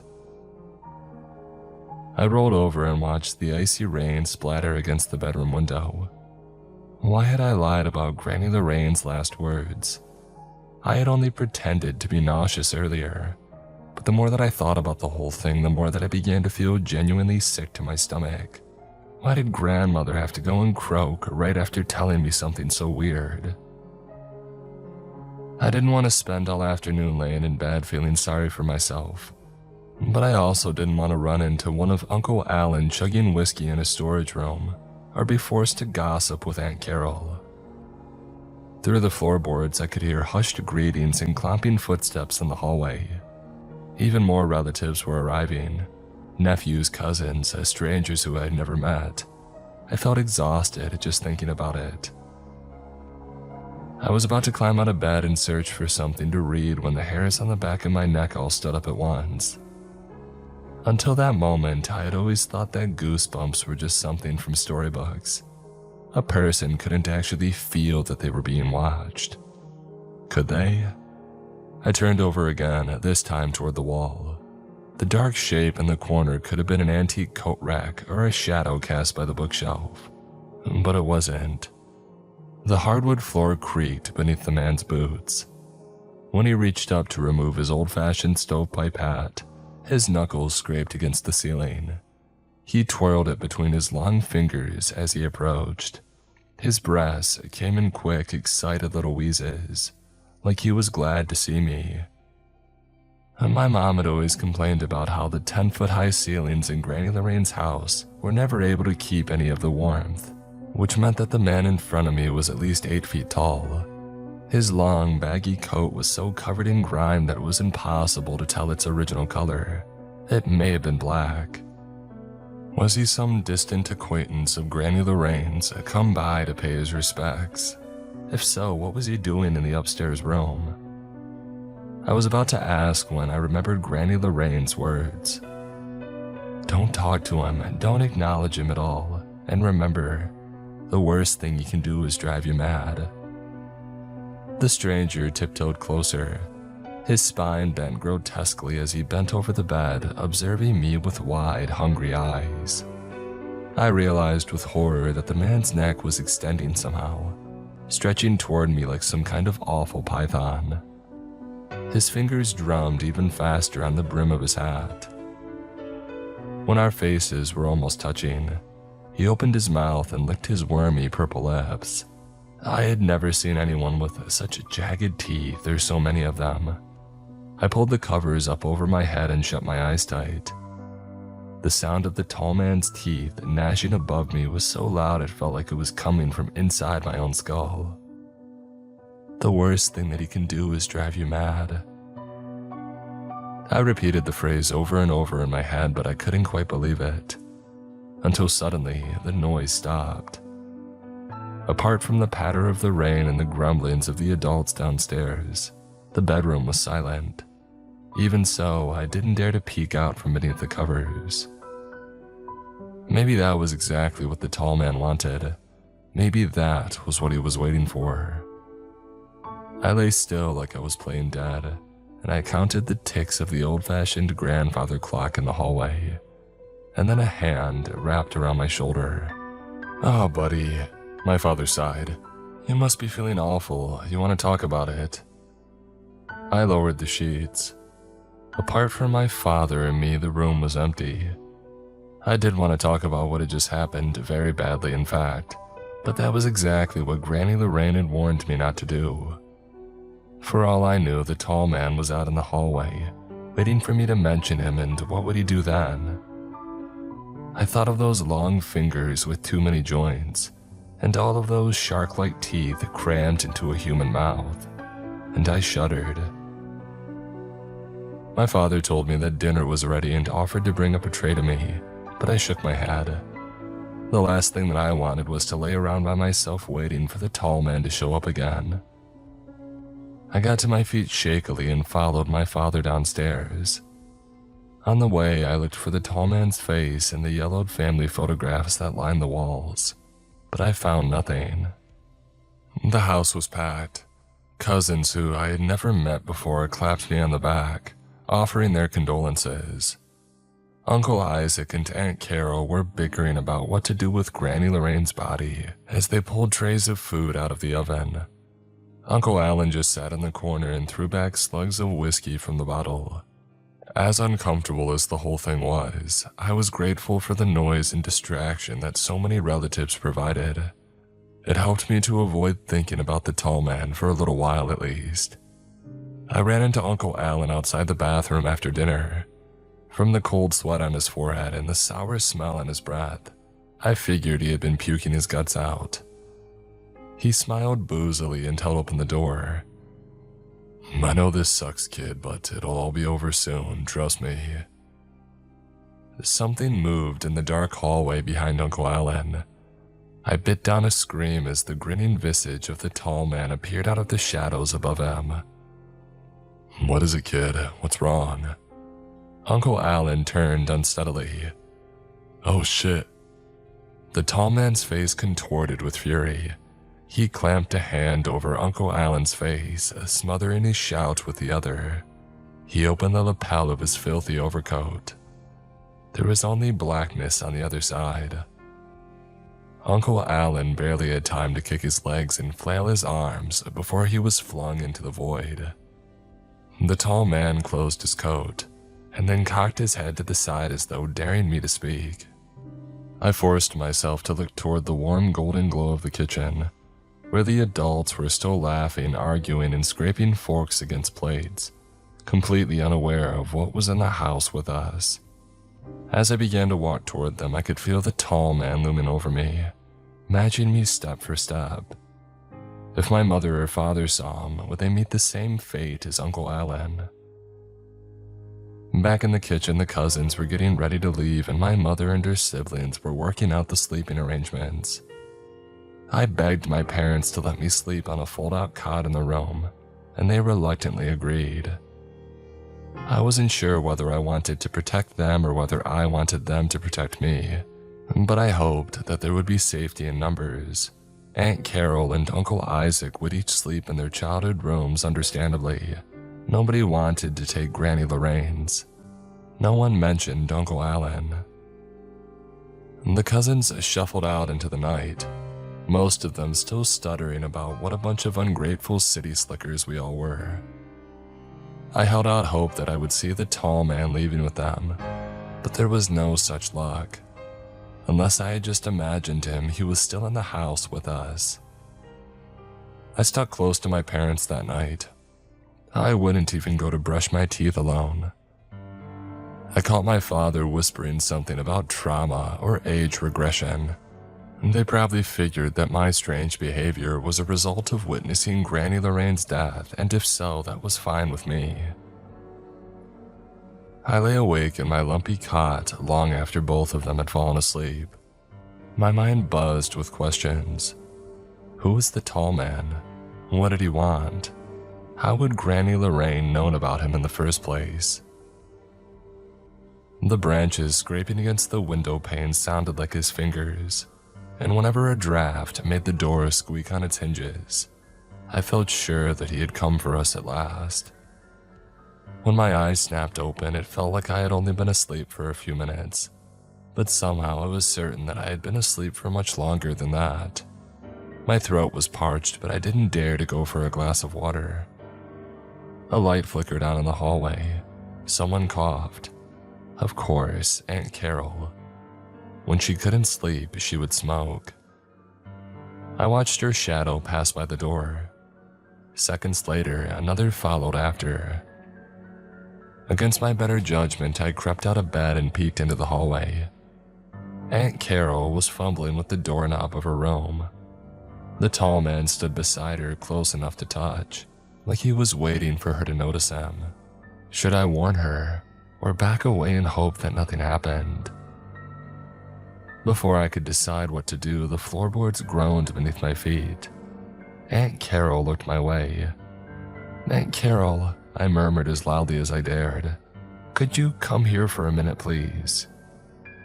My aunt approached with a frown. The tall man crawled along the ceiling above her, his head twisted around backwards. I was amazed that she hadn't felt his breath on the back of her neck. I had to keep Aunt Carol distracted for just a few more minutes. I had a bad dream," I stammered. "Will you come with me to get a glass of water?" "Okay, fine." Aunt Carol rolled her eyes. The tall man did too, in a sick imitation of her expression. A few drops of saliva dribbled onto the floor between us. Before I could say anything else, Aunt Carol looked up, and she yelled. As she shrieked and pointed, the tall man opened his coat and dropped down, enveloping her within it. He rose to his feet and advanced on me, both sides of his coat held high like the wings of some enormous bat. From the abyss within, I thought that I could still hear Aunt Carol's distant and slowly fading scream. In just a few seconds, I too would be swept inside. "The worst thing that he can do is drive you mad. The worst thing he can do is drive you mad." "I'm going to get a glass of water," I said through gritted teeth, and then turned toward the bathroom. Cloth rustled as the tall man's coat passed over me, like a shadow or a bad dream. He was gone. That simple act, filling a glass, drinking it, and going back to bed, was the hardest thing that I had ever done. I shut the door tight behind me, pulled the covers up over my head, and I began to pray. "Please, please God, let him be gone when I wake up." The Thanksgiving morning dawned bright and clear. I stretched and sighed, content in my cozy cot, at least until I remembered where I was and what was happening. Granny Lorraine's death, the tall man, Aunt Carol, and Uncle Alan's gruesome disappearances. As it all came rushing back, I realized that my head wasn't the only one on the pillow. The tall man stared back at me, his mouth stretched into a wide smile. I gritted my teeth, rolled over, and got out of bed. My parents and Uncle Isaac were already downstairs in the kitchen, making coffee, chatting, and pouring Granny Lorraine's off-brand cereal into plastic bowls. It was strange. Aunt Carol and Uncle Alan were both missing, but nobody had asked about them. On my way down the stairs, I took down an old family photograph. I pulled my mother aside and showed it to her. "Who's this?" I asked, pointing to a much younger and happier Uncle Alan. "Who's who?" My mom squinted, confused. "Honey, there's nobody there. This is just me, your Uncle Isaac, and your Granny Lorraine." I wasn't sure which possibility terrified me more. The idea that she couldn't see Uncle Alan and Aunt Carol, or the idea that she was pretending not to see them. Did my parents know about the tall man too? Or did being taken by the tall man somehow erase people from existence? Either way, nobody included either Uncle Alan or Aunt Carol in the funeral arrangements. My father explained that we would be burying Granny Lorraine that morning, and then driving home in the afternoon. "Don't worry," he winked. "After today, you'll never have to set foot in this miserable place again." Once we had finished breakfast, I was ordered upstairs to shower and change clothes. I hated to make myself so vulnerable with the tall man around, but I had a plan. I left the lights on and the doors open. I checked behind the shower curtain and even sang hymns while I washed off. I had no way of knowing whether the noise and light would keep the tall man away, but I had to try something. So far, he had only been able to appear when I was alone or with one other person, but for all I knew, each person that he took made him that much stronger. I dried off and went to the closet for my stuffy, kid-sized suit, and that was how the tall man got me. When I stepped inside, he swung down from the ceiling, twisting hideously so that we were face to face. I began to scream, but then salvaged it with an old hymn. Amazing grace, how sweet the sound that saved a wretch like me. The tall man's face had darkened as though I had disappointed him. It was a perfectly ordinary face, mid-40s, light-skinned, sad green eyes, and somehow that made it all the more horrible. The tall man scowled and backed away into the gloom of the closet. While the adults got ready, I searched for clues about the tall man. Granny Lorraine didn't have a family tree or any genealogy books. The only reading material in the entire house was a stack of romance novels and tabloid magazines beside a recliner. I did, however, find a cardboard box full of my mother's old school things. At the very bottom was a stack of crayon drawings that she had done in kindergarten. They looked like the usual stick figure family that any child might draw, except for the tall figure in a stovepipe hat who appeared in the corner of every page. My heart skipped a beat when we all finally walked out together into the soothing fall sunshine. Was this it? Were we about to leave the tall man behind for good? My mother turned a key in the front door lock and then rested her head on the worn siding. "Bye, Ma," she sighed, and then stood tall and walked down to our car and climbed into the driver's seat. Uncle Isaac, who got car sick on the winding country roads, rode shotgun, while my father and I piled into the back seat. The engine turned over, and a few minutes later, Granny Lorraine's house was just a gray speck among endless fields of brown grass. Uncle Isaac turned around to ask my father something, and then clamped his hand over his mouth. The tall man had appeared in the seat between us. His spine had bent gruesomely to fit into the tight space, and his multi-jointed fingers were inching eagerly toward me. The tall man couldn't hurt me unless I acknowledged him, but my father didn't know that. He let out a grunt of surprise and swung a fist at the tall man's face. Now that sucker punch would have knocked out any ordinary man, but it only connected with empty air. The tall man contorted in the back seat like some awful boneless animal, twisting until he had stuffed my father inside that filthy overcoat. Memories of front yard ball games and fishing trips flashed before my eyes, and just as quickly my father had been swallowed up. My mother kept her hands perfectly placed on the steering wheel, like she was taking a driver's test. "So, honey," she forced herself to say, "what would you like for lunch after the funeral?" I don't know how I responded or how we managed to have a normal conversation, but by the time that we had reached the funeral home, the tall man had vanished once again. My tear-filled eyes locked with my mother's in the rearview mirror. It was the closest we ever came to talking about the secret that we shared. A few weeks after we buried Granny Lorraine, I got a letter in the mail from Uncle Isaac. There had been no sign of the tall man since he had taken my father, although whether that was because his hunger was sated or because he was biding his time, I had no idea. I still sensed him sometimes, waiting beneath a tree in the rain or in the grimy public bathroom stall beside mine, for example, but he hadn't actually appeared. Maybe that was what made me reluctant to open Uncle Isaac's letter, the fear that if I did, this whole thing would start all over again. To get my mind off of everything that happened, my mother had pressured me to take part in the school play. I reluctantly agreed, and while I soon discovered that I enjoyed acting and prop making, I didn't like the feeling of being at school after hours.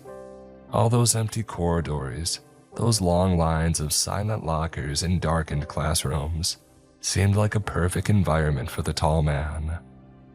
One gray Tuesday before winter break, my friends Chelsea and Aaron announced that they were going to stay late to paint the background scenery. We were putting on our play that Friday and time was running out. The last thing that I wanted was to spend even more time in that creepy after-hours auditorium. But the prospect of waiting around by myself for my mother to pick me up was even worse. I did my best to have fun with my friends, but the truth was, I was just waiting for something to happen. And so it did. Miss Healy, the play director, suddenly began looking a little green. She stood in a hurry and announced that she was going to the restroom, and that we had better behave until she got back. Chelsea, Aaron, and I managed to keep straight faces until she was out the door, and then we burst out laughing and started flicking paint at each other with our brushes. I didn't notice the gaunt figure moving behind the stage curtains until it was right in front of me. The moment that I saw the tall man, I knew that I wasn't going to let him take anyone else, no matter what it took. I grabbed the jar of paint and splashed it into Chelsea's eyes. Aaron's jaw dropped, but he had no time to react before I got to him as well. By the time that Miss Healy got back, both of them were crying and rolling on the floor, and the tall man had faded back behind the curtains with a scowl. Of course, I was removed from the play and suspended. There was talk of psychiatrists or even lawsuits, but it came to nothing in the end. My mother went through the motions of punishing me, but I think she understood better than anyone why I might have done what I did. And all the time at home finally gave me a chance to read Uncle Isaac's letter. And by the time you read this, it began, I'll be someplace where he can't find me, or at least I hope so. I can't do this anymore. I can't go on waiting for him to make me jump or gasp at the wrong moment. I can't go on pretending that the people around me aren't being crammed inside of that horrible black coat. I wish I had some answers for you, kid. I can't tell you what he is or where he came from. All I know is, once you start seeing him, you can't stop. He's everywhere. And here's another thing, something that I think about a lot late at night while I'm trying to drink myself to sleep. What if our family aren't the only ones?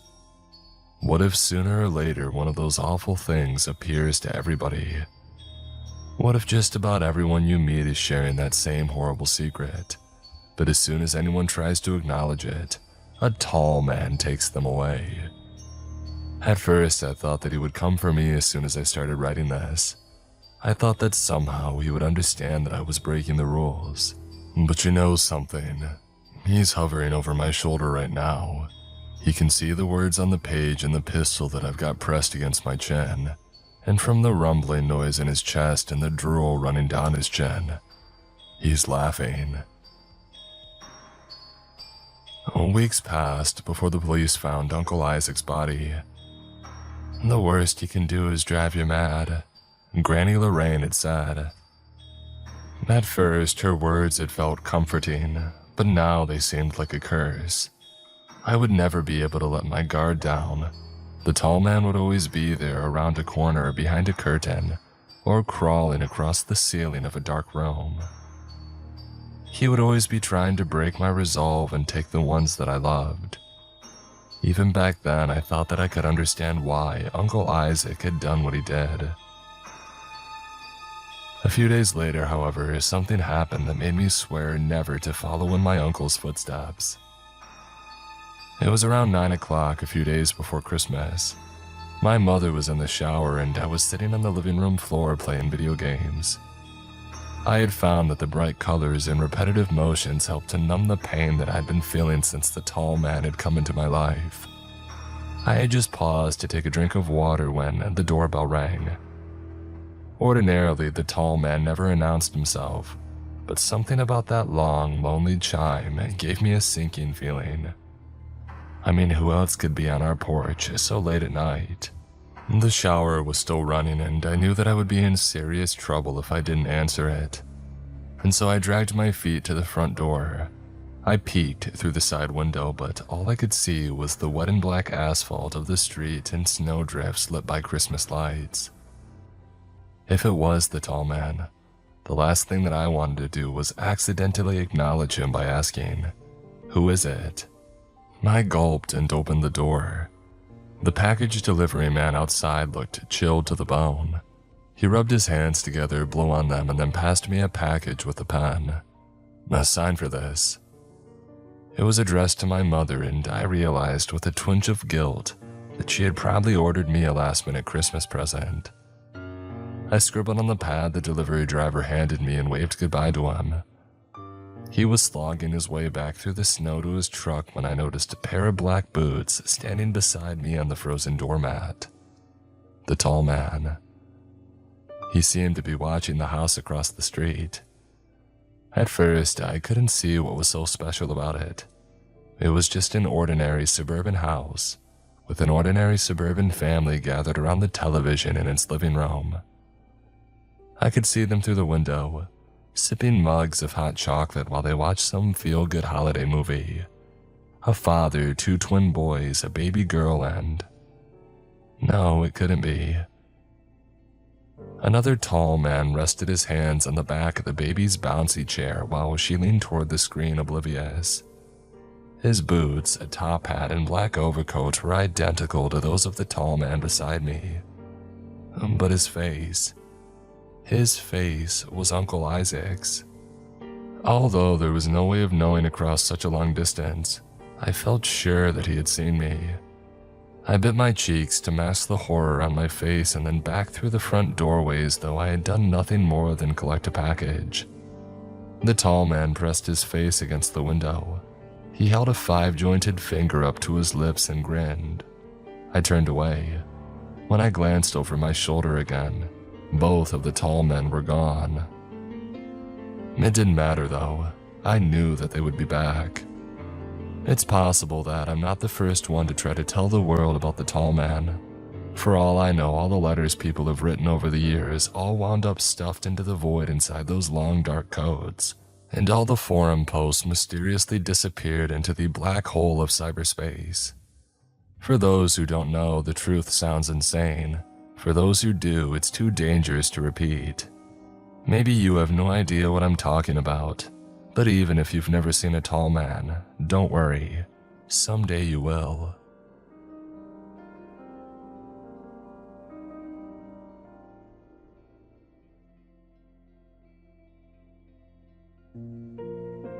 In the summer of 2024, I had just gone through the worst breakup of my life. I had been dating my girlfriend Amanda for 4 years when I discovered that she was cheating on me with somebody else in our friend group. It was so out of character for her, I wondered if I had ever known the real Amanda in the first place. I began to question everything, my entire worldview. Our friend group splintered and I was all alone and quickly heading towards a very dark place. I decided that I needed a fresh start. I have a degree in library sciences and I began looking for jobs far away, places that I'd always wished I could live, like out west among the mountains or tucked away at the fringes of the Arctic Circle. The job that I eventually got, however, was nothing quite so exotic, but very prestigious. I don't want to give away the exact details, but I was offered a job as a librarian at one of America's top universities, one of the beautiful ones with breathtaking Gothic architecture and history that stretched back before America was even its own country. The move gave me hope. If I had it my way, I would never have to see Amanda again. I would never run into her at the grocery store, never pass by her on the street. She would just be deleted completely from my life. Little did I know, Amanda was nothing compared to the problems that I was about to face. I started my first day with a spring in my step. I'd even dressed the part. A dark, academia sort of look, with a navy vest over a white button-down and khaki pants. It was a good distraction from the breakup, taking on almost a whole new persona. I would be the cool, younger librarian with the cute glasses and good hair, but I would also have an air of mystery about me, maybe a dark secret or something. It sounds silly now, but at the time, it was a nice fantasy to indulge in. Anyway, the library was composed of 5 floors, 2 floors above ground and 3 floors below. That's what a lot of people don't realize about university libraries. They hold so many old and rare books, many of them have vast basement floors. It's a weird feeling walking through the stacks of books and knowing up above you is a courtyard or even a lecture hall bustling with students. But you're here underground like some mole or a cave dweller, digging deeper and deeper into rare books that haven't seen the light of day in decades. There was a lot of romance and mystery surrounding the whole thing. Unfortunately, I was to be stationed on the ground level. No labyrinthine book stacks for me, at least, and not usually. The ground floor was still amazingly beautiful. The ceiling was about 2 or 3 normal stories above me, and huge Gothic windows sat at either end of the large space. The old glass set in the arched windows was lumpy and uneven, distorting the view of campus outside. Desks with banker lamps lined the first half of the library, but the second half was all bookshelves, filled to the brim with old, leather-bound books. Anyway, my first day was going well. The head librarian, an older woman named Margaret, was in charge of training me. "We're not done," she had told me around noon, "as I need to get the employee handbook and the list of rules, but you can start getting settled in for the moment." And so I made myself comfortable at the librarian's desk and enjoyed the view. Sunlight streamed in through the Gothic windows. The rows of dark cherrywood desks scattered with students stretched out in front of me. The bookshelves stretched out behind me. I leaned back in my chair and drank in the beauty of the place, feeling hopeful for the first time in weeks. Until I heard the whispering. It was coming from behind me, so it wasn't the students sitting at the desks in front of me. I turned around, but I didn't see anyone. Of course, I wouldn't be able to see anyone at this angle if they were back in the stacks. The whispering was loud enough to be distracting though, so I got up and headed towards the shelves. I would have to reprimand them. So much for being the cool and hip librarian. I walked down the first aisle of shelves, but it was empty. And then I went down the next aisle, also empty. I tilted my head listening and tried my best to pinpoint the location of the sound. It sounded like it was just in the next aisle over, but when I rounded the corner, nobody was there. But the whispering was loud, really loud. It sounded like it was coming from one of the books. I walked back and forth down the aisle, and then I stopped, leaned down, and listened. It sounded like it was coming from the third shelf from the bottom. I leaned down and ran my finger along the old and worn book spines. There. I plucked the book off the shelf. It was bound in old and worn leather as if it had been made decades ago. The pages were yellowed, beyond yellowed, taking on an almost grayish tint. The title embossed on the front cover was some Latin that I didn't understand. I held the book up to my right ear and then to my left. There was no mistaking it. The sound was definitely coming from the book itself. What? It must be some sort of impressive prank, I thought. One of the college kids must have taken this book, carved out some of its innards and placed a tiny speaker inside, like those singing birthday cards. Maybe it was some frat thing and they left the book here. I strained to listen, half expecting the whispers to be saying something ridiculously obscene or something, but I couldn't figure out what it was actually saying. It sounded like multiple voices overlapping each other. I opened the book. The whispers immediately stopped. I flipped through the pages, but I didn't see any speakers, or batteries, or wires. It just looked like an old book as far as I could tell. But I did see something else. Notes scrawled in the margins. I hated when people defaced books like that. It just made my blood boil. Sighing, I squinted to read. "It's coming." One of the notes read on page 98. What do I do when it gets here? They didn't tell me. I don't know what to do. This one ran all the way up the margin on page 306, curving around the corner of the page. The handwriting was scratchy and frantic. "Put it back, put it back, put it back." Those 3 words were written in all lowercase, repeated over and over at the end of a chapter, completely filling the blank space of the page.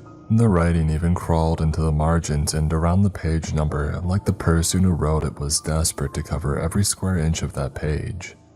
I looked down at the page number, 666. Well, that isn't scary at all, I told myself, though my heart was beginning to pound. I flipped the page. Under the chapter heading, there was a single sentence, written in neat scrawl. "Please help me, Colin." I dropped the book. It knows my name. The book, how does it know my name? I stood there, heart pounding, staring at it like it might jump to life and skitter towards me. But all was still.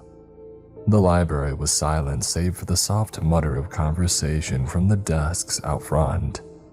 "Colin?" I jumped a foot in the air. Margaret stood behind me. In the harsh daylight streaming in through the windows, she looked like she was 100 years old. Dark shadows settled into her wrinkles. Her long skirt swayed softly around her ankles. "I couldn't find you," she said in an accusatory tone. "Oh, sorry. I just heard whispering and so I thought that I would come and tell. We weren't done and I told you to stay at the desk." She snapped back, almost shouting, "You can't just wander off like that. You could have gotten yourself killed." I squinted at her. "Killed?" She shook her head. "Never mind, just come with me, please. There are some things about the library that you need to know." She grabbed the book on the floor, curiously turned it upside down and reshelved it, and then she turned down her heel and walked down the aisle. I followed her, my heart still pounding. It must have been a coincidence. Colin, it isn't that unusual of a name. I mean, it's not common like Mike or Dan or something, but it's not Bartholomew or Draconis either. And the whispering, it was just a prank, just some electronics hidden somewhere in the book. I kept telling myself that as I followed Margaret back to the librarian's desk. "Please sit," Margaret said, motioning to the chair. I sat down, my throat dry. "There are some rules you must follow if you're going to work here," she whispered. "And if you don't follow them exactly, you might be in danger." "Okay." She pulled out a drawer and took out a piece of paper. Face grim, she slid it across the desk to me. I began to read. List of rules for current librarians. Rule number 1. Being a university library, we do not have a children's section. If you hear a child's voice coming from the stacks, ignore it. Rule number 2. When you close up for the night, if there's a student at the leftmost desk in the back, do not disturb her. Close up as normal. Do not look straight at her. Rule number 3. If you hear whispering from the shelves and it's coming from a book, reshelve it upside down. Similarly, if you find a book that is bleeding, reshelve it upside down. Reshelving books upside down seems to work for most problems, actually. Rule number 4. If you find a book whose text seems to be written in blood red ink, return it to basement level 3, aisle 19. Rule number 5. No books may be taken out of the rare books room. They only can be viewed by students inside the room. Rule number 6. In the rare books room, there is a book titled Dance of Death by Hans Holbein. It is believed to be bound in human skin. If a tall woman with dark hair comes to the desk and asks for it, take her to it. If anybody else asks for it, tell them that it is no longer in the library's possession.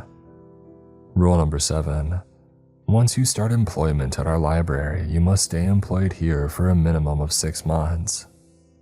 I set the paper down and I looked at Margaret, who was watching me intently. Okay, so if I follow these rules, I'll be safe. She nodded. I probably would have laughed or thought that Margaret had gone a little batty if I hadn't just found a whispering book that had my name written in the margins.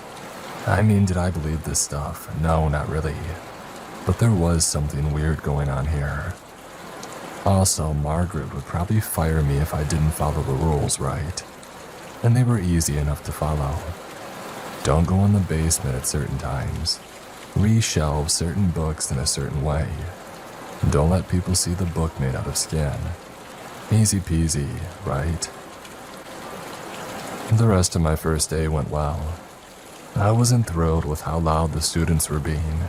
There was a group of sorority girls that I had to reprimand thrice, but other than that, things seemed okay. I helped people find books, and I even got some reading done. When it was time to close up, however, I ran into trouble. I was the only one in the library.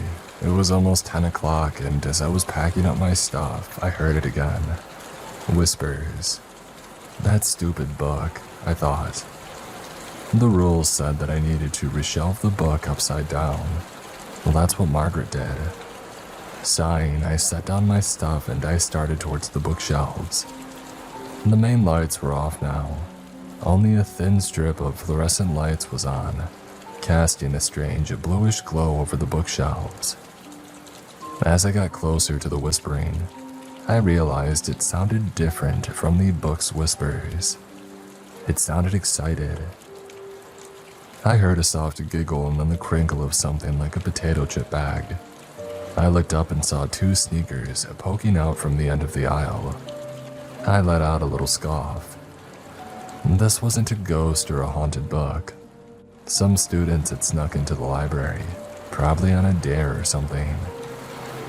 I approached the end of the aisle. The whispering grew louder and then I could make out two words. They're coming. They had heard me. Sigh. The whispers stopped, replaced by rustling, scuffing sounds. I ran to the end of the aisle, but when I got there, they were already gone. I was too old to chase some college kids through a library at almost 10 o'clock at night. The library's closed, I called. Please leave or I'm going to report you to. I trailed off. Who would I report them to? The dean, I guess. I'll report you to the dean, I shouted in my scariest voice. Silence. Maybe they were already on their way out. I sighed, looking around. I'd have to do another sweep to make sure that they were really gone. That would mean another 10 or 20 minutes here. I was so tired already. Sighing wearily, I walked back down the aisle. And then I stopped. I had that feeling. That prickly feeling that starts on the back of your neck, like you're being watched. I froze and turned around, just in time to see a head dart back behind the aisle, followed by a soft giggle. They think that this is funny. It was a woman.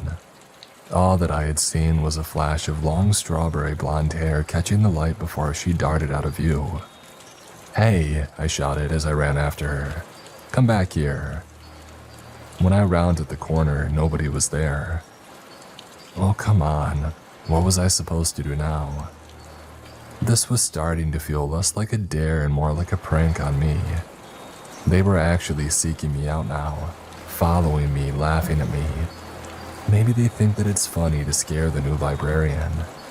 But don't they have any better things to do, like drinking or clubbing or something? I pulled out my phone and called Margaret. She didn't answer. I thought about calling somebody higher up, like the dean, but I didn't have their phone numbers and they probably were asleep or something anyway. But this was above my pay grade, right? Chasing some unruly students out of the library. I stood there in the middle of the aisle staring at my phone, and then I realized this was a job for the campus police department. Duh. I started looking up their number, but a soft sound came from the other aisle. I looked up and stopped dead. The bookshelves back here are the hollow metal frame ones instead of solid wood, which leaves a gap between the tops of the books and the shelf above, a gap that you can see through. And in this gap, there were two eyes staring at me. Holy crap, what kind of game were they playing? The eyes disappeared and I heard pattering footsteps in the next aisle, frantically running towards the front of the library. I sprinted down the aisle.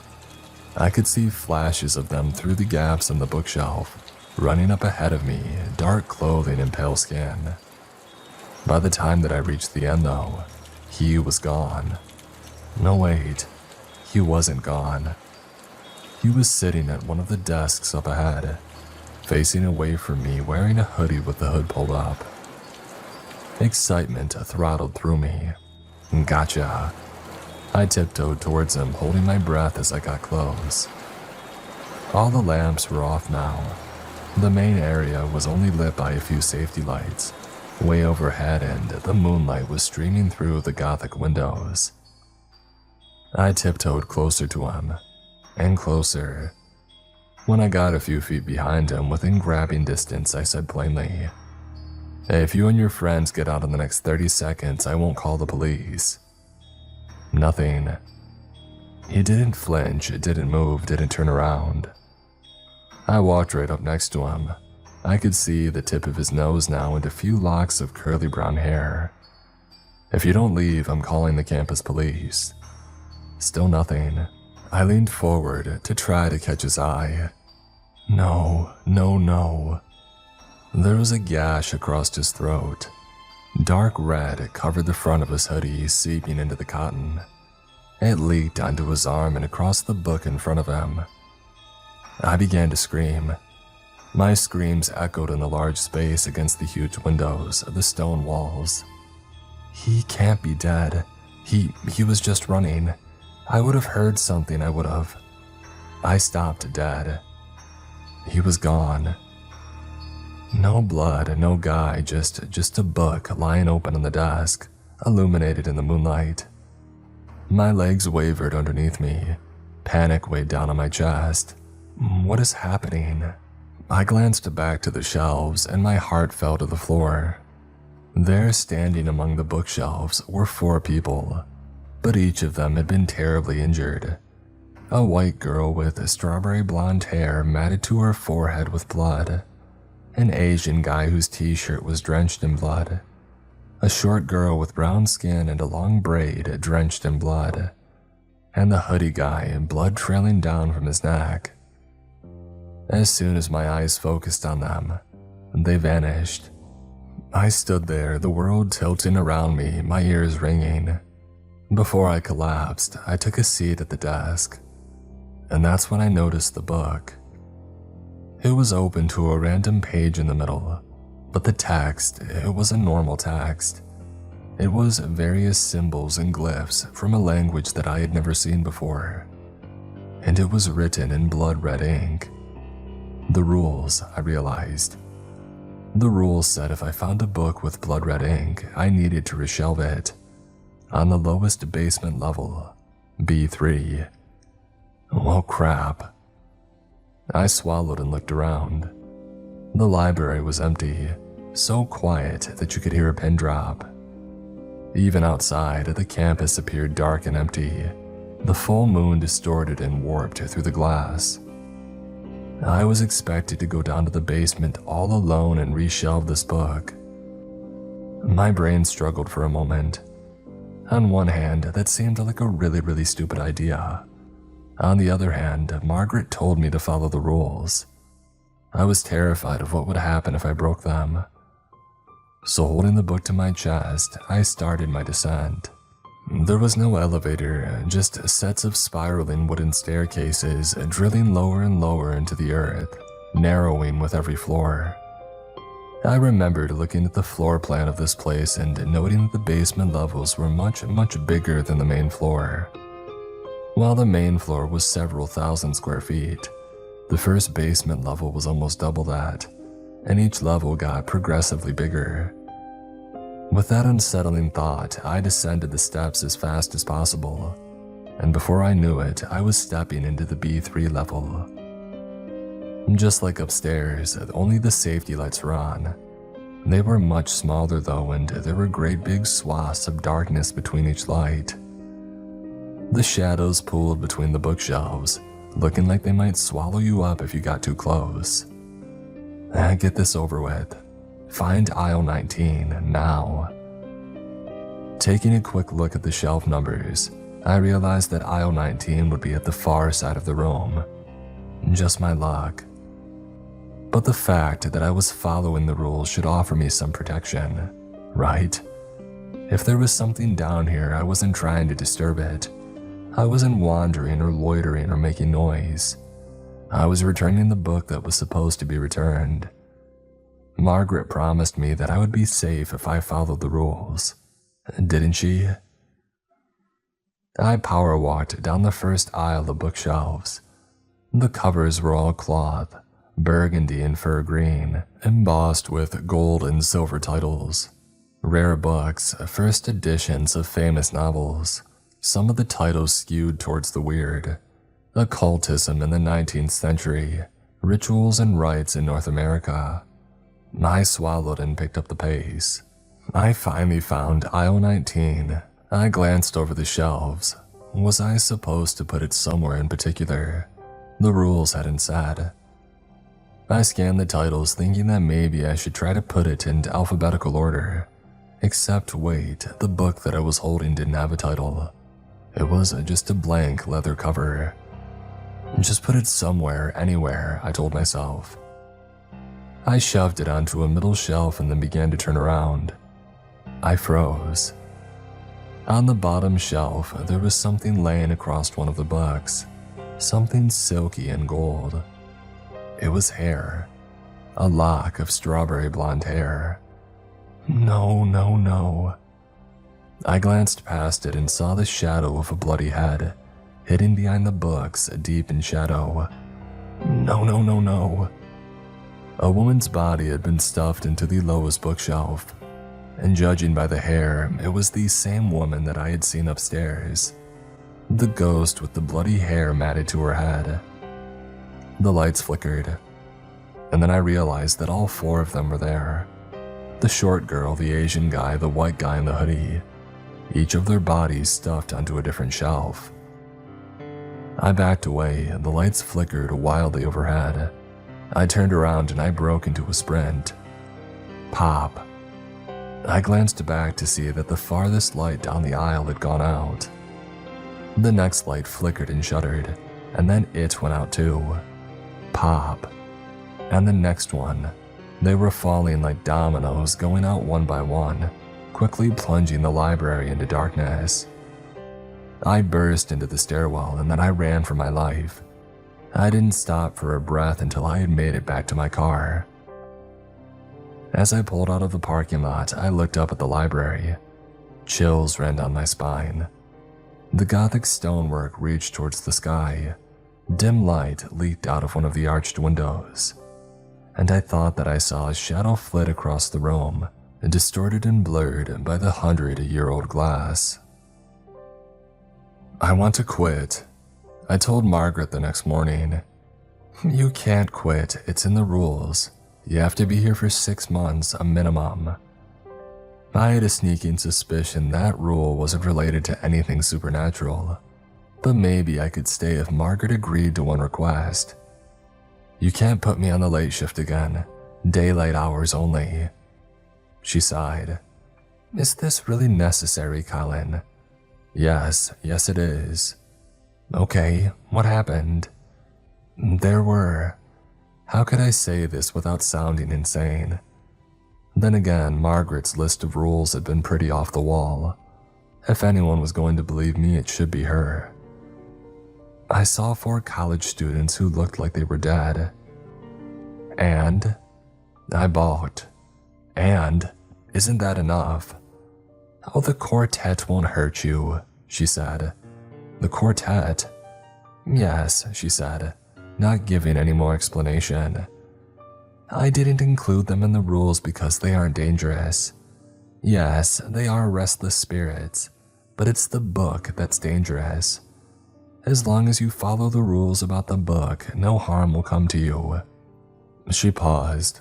Well, no physical harm at least. I suppose interacting with them can be a little traumatic. So you knew about them and you didn't tell me. She shrugged. They won't hurt you. Look, just put me on day shifts only, please. I'll try my best, but I can't guarantee anything long term.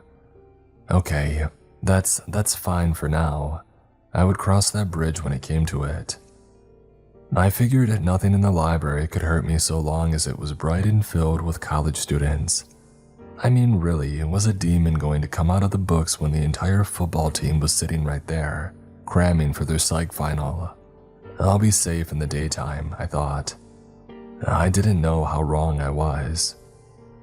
That morning was slow. Only a few students came in, taking up a desk in the far corner to study. I decided to use my time to research the quartet, since Margaret refused to talk about them, no matter how many times I asked her. It didn't take long to uncover an article published by the campus newspaper.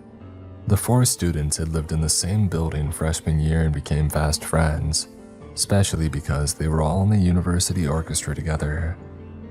I thought that Margaret had called them a quartet just because there were 4 of them, but apparently they had actually started a musical quartet.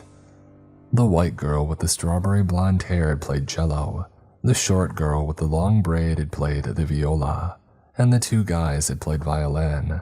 They were even planning to record an album of orchestral music together. They were ambitious, doing well in their classes, and well-liked among their peers. And then they had been found dead, on the lowest basement floor of the library. The article didn't go into more detail, so I started scrolling through various message boards, and that's where I found the truth. According to friends, they had planned an overnight stay in the library that night. They had heard rumors of a book that only manifested after midnight that could grant the finders anything that they wanted, like fame and success. But then the next morning, their bodies were found by the custodian. They had been stuffed into the bookshelves on the lowest basement level, covered in horrible wounds. Some official media reports mentioned strange occult behavior too, probably referencing the book. How does a book kill someone? I thought. Maybe it was cursed, or maybe it contained an incantation that they read aloud that caused the horrible wounds on their body. I tapped my fingers on the keys, and then I opened up the library catalog system. The book didn't have a title on the cover, so I didn't know what to search for. I tried filtering books by year published, because it was obviously very old, and then by their location in the library, which I guessed was the 3rd basement level, B3, but I didn't find anything. And then on a whim, I searched for the word untitled, and a book came up, but the location simply read unavailable. Was that the book, or was there some other random book titled untitled? Or was this simply what the computer would spit out if you looked for an untitled book? "Excuse me," a voice said from above, breaking me out of my thoughts. "I need to return this." She dropped a book on the counter, something about 18th century history. Without even looking at her, I flipped open the cover to scan the barcode. My heart stopped. Written in the corner of the title page in hastily scrawled pencil were 2 words: "Help me." What the heck? I looked up at her. No, it was the girl from last night. Her dark braid was drenched in blood. A rivulet trickled down her cheek, staining her brown skin.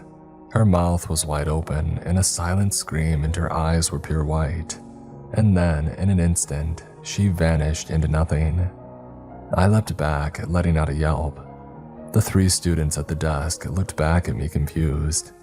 "Sorry," I choked out. "Spider, just a spider." One of the guys laughed and then returned to their work. I looked back down at the book, heart hammering in my chest. It was still laying open on the desk, and the message in pencil was still there. "Help me," like a message from beyond the grave. The other 3 students visited me too, in broad daylight. While the library was filled with students, I saw the tall Asian guy standing in the stacks. As soon as I turned towards him, he evaporated into nothing. The white girl flitted behind him, just barely in my peripheral vision. I could hear her hushed giggles.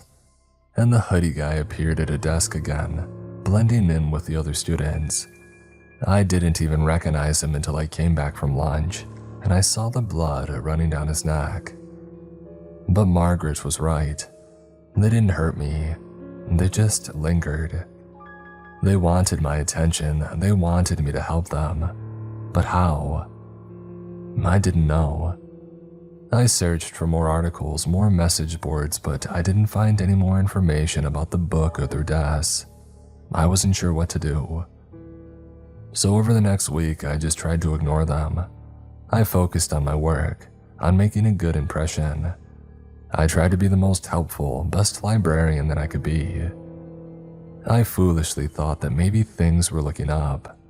I had even made a friend, a postdoc student named Claire who came in often for her classics thesis. The books she checked out were in Latin and other languages that I didn't understand, and she was 2 years older and 5 times smarter than me.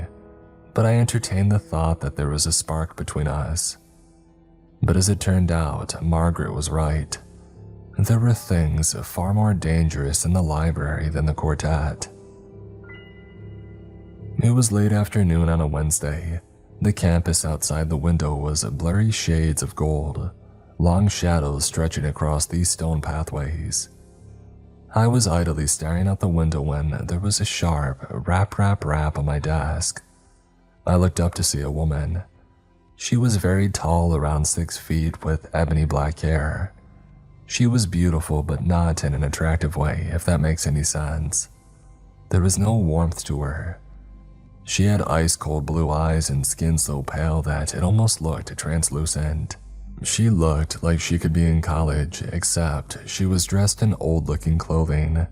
Really old-looking clothing. An ornate cream and maroon dress trailed onto the floor that almost looked like a Halloween costume for a 1500s baroness. I glanced around, but it didn't seem like any of the other students noticed this oddly dressed lady. "I'm looking for Dance of Death by Hans Holbein," she said in a soft voice. Why does that sound so familiar? And then I remembered the rules. That was the title of the book bound in human skin, wasn't it? I wasn't supposed to show it to anyone except. I pulled out my drawer and scanned the rules. The woman matched the description of the one person who was allowed to see it. "It's downstairs," I said quietly, so that nobody else would hear me. She followed me down the stairs to the rare book room. I pressed my key card against the reader and the light turned green, emitting a melodic beep. I handed her a pair of gloves, put on some myself, and then started looking through the shelves. There weren't many books in the rare book room, so I found it easily. Surprisingly, it didn't look much different from the other old books that I had seen. Red and gold had been embossed over the skin, hiding its true color and texture. I pulled it off the shelf, stomach rolling, and I began to turn around. "Here it is, miss." But my words died in my throat. The woman was still standing there, but she was smiling, grinning, a manic, awful grin stretching up to her eyes. My stomach did a flip. The rules said to let her see the book. She didn't move. She just stood there grinning at me. No, not at me, but at the book. Her eyes were locked on it like it was the most interesting thing that she had ever seen. I broke out in a cold sweat. My legs shook beneath me. I dropped the book onto the desk in the middle of the room and I quickly darted backwards, like a zookeeper giving a slab of meat to a hungry lion. She dove towards the desk and sat down. In one quick motion, she flipped the book over, running her hands along the cover. "My love," she whispered, "I'm so sorry." And then it all clicked into place. Your husband?" I asked, a lump forming in my throat. She took her eyes off the book for a second. "Yes." She pulled one of the gloves off and then poised her bare finger above the book. As soon as her skin had touched the cover, she disappeared into thin air. I stood there in the cold, humidity-controlled room, my heart pounding, and then I grabbed the book and slid it back onto the shelf. I locked up the room and I went back upstairs. It seemed like that was the extent of the thing. Reunite the woman with her husband, and then she disappears and you're in the clear. At least I hoped that was the case. When I got back up to the main floor, I walked around a bit, trying to shake off the nervous energy and anxiety clamping down on my chest. But the library had other plans for me. As I got to aisle 9, I noticed a trail of blood. It pooled in the crevices between the floorboards, seeping in through the cracks, dark and sticky. I looked up, but it seemed like none of the students here noticed it, too busy cramming for midterms. I walked down the aisle following the trail of blood. It got thicker and thicker until I heard the audible plipping of blood dripping. I looked up to see trails of blood dripping off the wooden shelves and onto the floor. All the blood was coming from a single book on one of the middle shelves. I slowly, gingerly slid it out, and then I opened it. The blood saturated the middle swath of pages, caking them and sticking them together. The first page where the blood started, the only one that I could read since it wasn't stuck, read, Chapter 8, Rites and Rituals of the Dead. Well, that wasn't creepy at all. The rules said that I was supposed to turn the book upside down and reshelve it. So I did just that, and for the moment, that seemed to staunch the flow of blood. Unfortunately, that didn't make the existing blood on the floor disappear. Sighing, I went back out to the shelves in search of cleaning supplies. Margaret had never actually told me where the cleaning supplies were, which had seemed negligent now that I thought about it. If she knew there was a book that wept blood, she should tell me where she keeps a mop. I scrawled a quick note on my desk in case anybody needed me. Be back in 10 minutes, and then I walked back into the stacks, making my way along the back wall looking for the supply closet. I eventually found the unmarked door and I flung it open. Except it wasn't a supply closet. It was a stairwell. What? I stood there frozen. Did the rules say anything about a hidden stairwell? I didn't think so. But here it was, a curved, narrow wooden staircase descending into the darkness. I felt around the doorway for a light switch, but there wasn't any. Well, that doesn't make any sense, I thought. Do they expect anyone who wants to go down to bring their own flashlight? Curiosity overwhelmed me. Did it lead down to the first basement level, or to a secret room? Don't go down there, I told myself sternly. This is like what the first kill in every horror movie does. Why yes, let's go down the secret stairwell in the haunted library. Nothing bad will happen. I promptly shut the door. But as I walked away, I heard my name. Colin. The voice was faint, echoey, feminine. I froze in my tracks. Colin, is that you? It sounded like it was coming from deeper in the stairwell. Colin, it's me, Claire. It was her voice, definitely hers with a lower pitch, with the faint drawl. I stepped back towards the door. Claire? I called hesitantly. Yeah, it's me. Can you come help me? The door is locked from the inside. I've been stuck in here for hours. My throat was dry. That can't be her, can it? It's gotta be something mimicking her, right? I pulled up my phone and looked at the photo that I had taken of the rules. None of them had mentioned the secret stairwell or a mimic. I called Margaret first, but she didn't pick up. And then I called Claire. She had given me her number a few days ago. A second later, I heard a phone ringing deep in the darkness of the stairwell. I walked towards the door, hand outstretched. Wait. If she had her phone with her, why wouldn't she have called somebody for help? Wouldn't she have turned the flashlight on? As I stood there, the phone pressed against my ear, I heard a click. And then Claire's voice came through the earpiece. Hello? It's Colin. Are you at the library right now? I asked, but I knew what she was going to say. No, I'm not. She replied, sounding concerned. Why? No reason. I hung up. But whatever was down there didn't stop. Shouting, shrill and panicked, came from behind the door. I'm down here, Colin. I'm down here. I started walking back to my desk. The shrieks took on a strange pitch, sounding choked and garbled now, like they were coming from underwater, but I ignored them completely. When I got back to my desk, I opened the drawer and pulled out the list of rules. I grabbed a pen and scrawled. Rule number 8. If you see a dark stairwell behind a door and hear somebody you know crying for help, don't go down. It isn't them.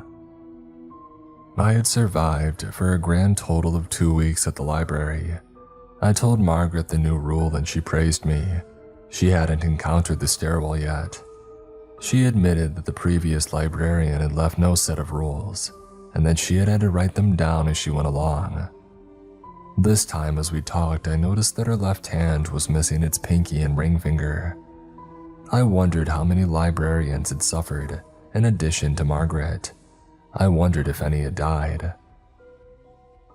On the evening of October 14th, Margaret assigned me to night duty again. I was okay with that, knowing everything that I knew now. I figured if I knew more than Margaret at this point, and I was the one adding rules to the list, I was well prepared. But I wasn't prepared for what I found that night. That evening, the library was empty after 9 p.m.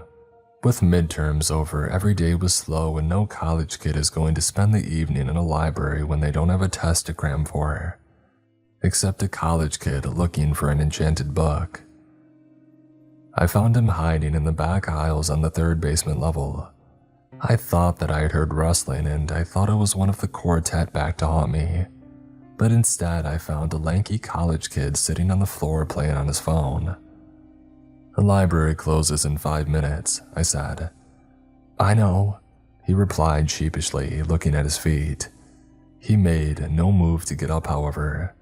I pulled on my phone and scrolled through the photo of the rules just to check. But there was no mention of a lanky blonde guy in a Joe's Surf Shop hoodie being an evil entity from beyond.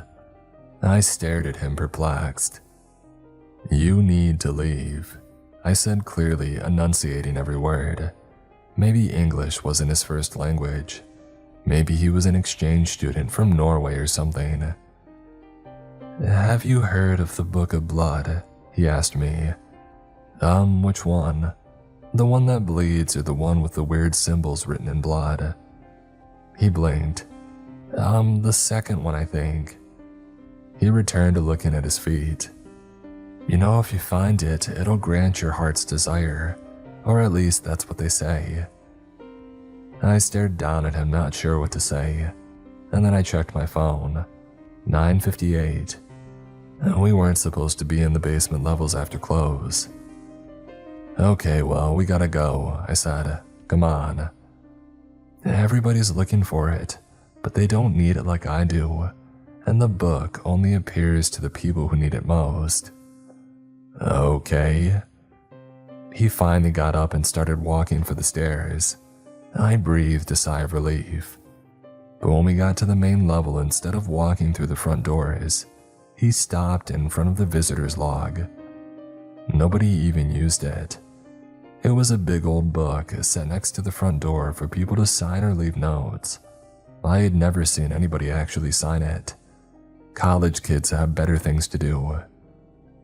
I waited for him to open the door, but he just stood there looking at the book, silently, intently, not saying a word. My stomach flipped. Margaret didn't know all the rules, remember? A little voice in my head whispered, maybe this guy was somebody that you didn't know about. A new spirit, a bad one.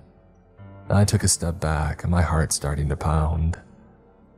They say you have to write your name in blood in the visitor book before midnight, he said, still not looking at me. And then the book will manifest if you're worthy. Have you ever tried it? You really have to leave, I pressed. The library's closed. He looked out the door and turned away from me. His wild, blonde hair was silhouetted by the moonlight. I can't leave, he replied in a low voice. Why not? A few seconds of silence passed between us. He didn't turn around. Maybe he can't leave. Maybe he's dead. Maybe he's going to kill me. My heart ratcheted up, pounding painfully in my chest. The guy finally turned around. He was crying. I flunked 2 midterms, he said, his voice wavering. I need a win, I need something. Just let me stay, please. My heart plummeted. Poor guy, I knew how it felt to be heading towards a dark place, to feel like your luck has run out and everything in your life is heading for disaster. Amanda's face flashed through my mind. I can't, I'm sorry. The book, it's really dangerous. He paused, listening closely. I know how it is when everything goes wrong. I forced an awkward smile. This isn't the answer. There are all kinds of resources to help you. Student tutors, office hours, you can do it. You don't need the book. He paused and then finally he nodded. Okay. He passed through the doors, leaving me alone. I watched him walk down the stone pathway and into the moonlight, distorted by the old glass. And then something occurred to me. The Book of Blood. It didn't manifest to those who needed it most. It preyed on them, preyed on the vulnerable, like the quartet who were looking for their big break. Just like gambling, like lottery tickets, it preyed on those who needed some luck, who needed a win, and I needed to stop it. That's what the quartet wanted me to do. They wanted me to destroy it, so that nobody else would become its victim. I walked over to the visitor book. It lay splayed open on the table as if inviting me to write in it, as if daring me. I'll be back, I whispered to it. You can't do this, Margaret told me. I had told her my plan. Tonight, I was going to intentionally summon the Book of Blood and I was going to destroy it. I was ready. I had researched everything that I could online over the past week. A few people said that they thought fire would destroy it. I had no way of knowing whether this were actually true or not, but it made sense. I threw a lighter in my bag, along with a small knife for the bloodletting. The book is dangerous, I told you that, she pleaded with me. I know, that's why it needs to be destroyed. You have to follow the rules, and I have been, I replied. But it's going to keep luring people out here, and at some point it's going to kill more students. Do you want more people to die? Of course not, she huffed. So let me do this. If you die, you won't be fulfilling your 6 months of mandatory employment, she replied. I think that I'll have bigger problems at that point. She sighed. Is there anything that I can do to convince you not to do this? I shook my head. When I pulled into the library's parking lot, I pulled out my phone. My finger hovered over the screen as I hemmed and hawed. Screw it, I muttered. Claire picked up after the third ring. Hello? Will you go out with me? What? Like on a date, I clarified. A pause.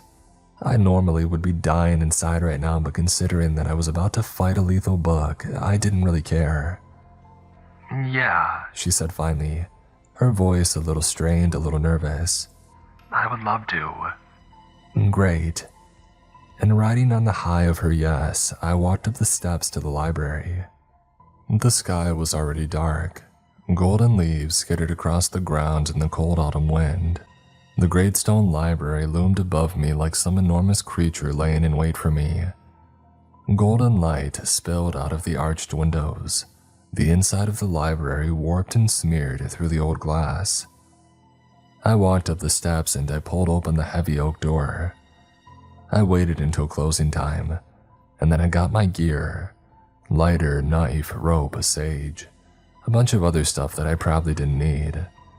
I walked over to the visitor's log, the moonlight shining down on me, and I slid the knife across my palm. I grabbed the quill. I dabbed a little hand sanitizer in the edge of it first. No use in getting some disease from this thing. And then I dipped it into the pooling blood on my palm. I began to write my name. It was a lot harder to write with blood than what it looked like in the movies. To save on blood, I started writing the letters really small, but it still required a lot of it. My last name wasn't one of those short, simple ones, like Jones or Smith. No, I had one of those long Polish last names with lots of C's and Z's. I had never been more unhappy about that fact than right now. I managed eventually to write my whole name in blood. By the end of it, my palm was throbbing painfully, but I was done. And then I waited until the stroke of midnight. At midnight, I went down to the shelf where I had put the book last, aisle 19 in B3. The basement floors were dark as usual, the shadows threatening to take over everything. But when I perused the shelves, the book wasn't there. After half an hour, I gave up and I went back upstairs. I decided to look up in the catalog again. Maybe it would have a location, this time somehow. I typed in untitled, and this time it did come up with a location. Aisle 11, B3 level. I started to stand. No, the location changed. Now it said aisle 8, B1. What? I watched as every second or so the book's location changed. Although it seemed to be getting closer, it wasn't a linear trajectory. It went back and forth, but it had started on B3, and now most of the locations were popping up as B1. And then, just like that, the location stopped changing. I was on the main level, aisle 13 behind me. I began to stand, and then the power cut out with a sizzling pop. The computer screen blinked off. Every light in the library went off, even the safety lights.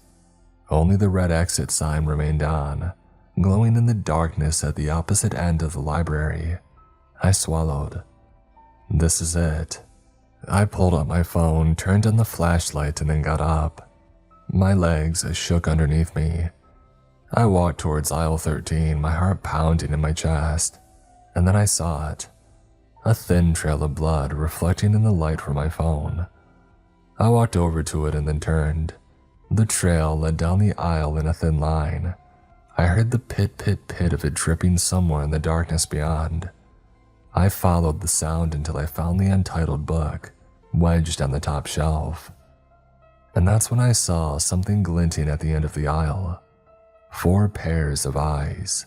Fear seized me, but then I realized that it was only the quartet. They stood at the end of the aisle, silent, watching me intently, their faces barely lit in the light of my phone. And then, one by one, each of them nodded. I grabbed the book off the shelf and flipped it open, and then I pulled the lighter out of my pocket. The flame ignited in the darkness and the bookshelves awash in orange, flickering light. And then I touched the fire to the page. The flames hungrily burned up the old paper, a jagged line of char crawling down the page towards the spine. I glanced up at the quartet.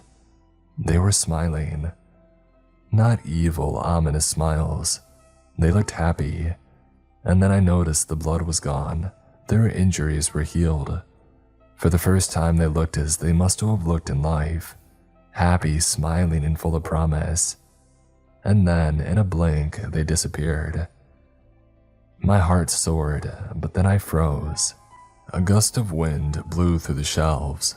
It was so sudden, so powerful that I dropped the book. It clattered loudly to the floor. The flames flickered and danced in the wind, and then they went out. I was left in utter darkness. I could smell the acrid singe of smoke in the air. No.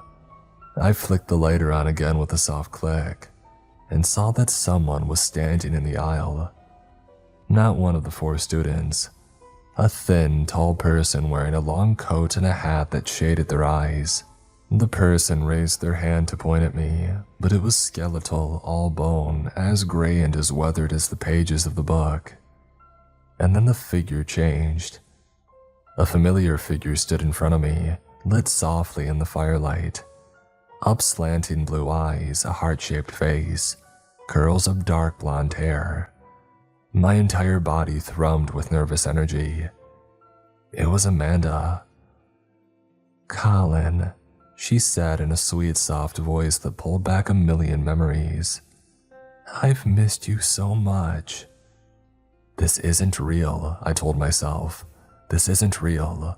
When I looked closely at her face, I expected it to be wrong somehow, like weird AI art, like some strange jigsaw sewn together.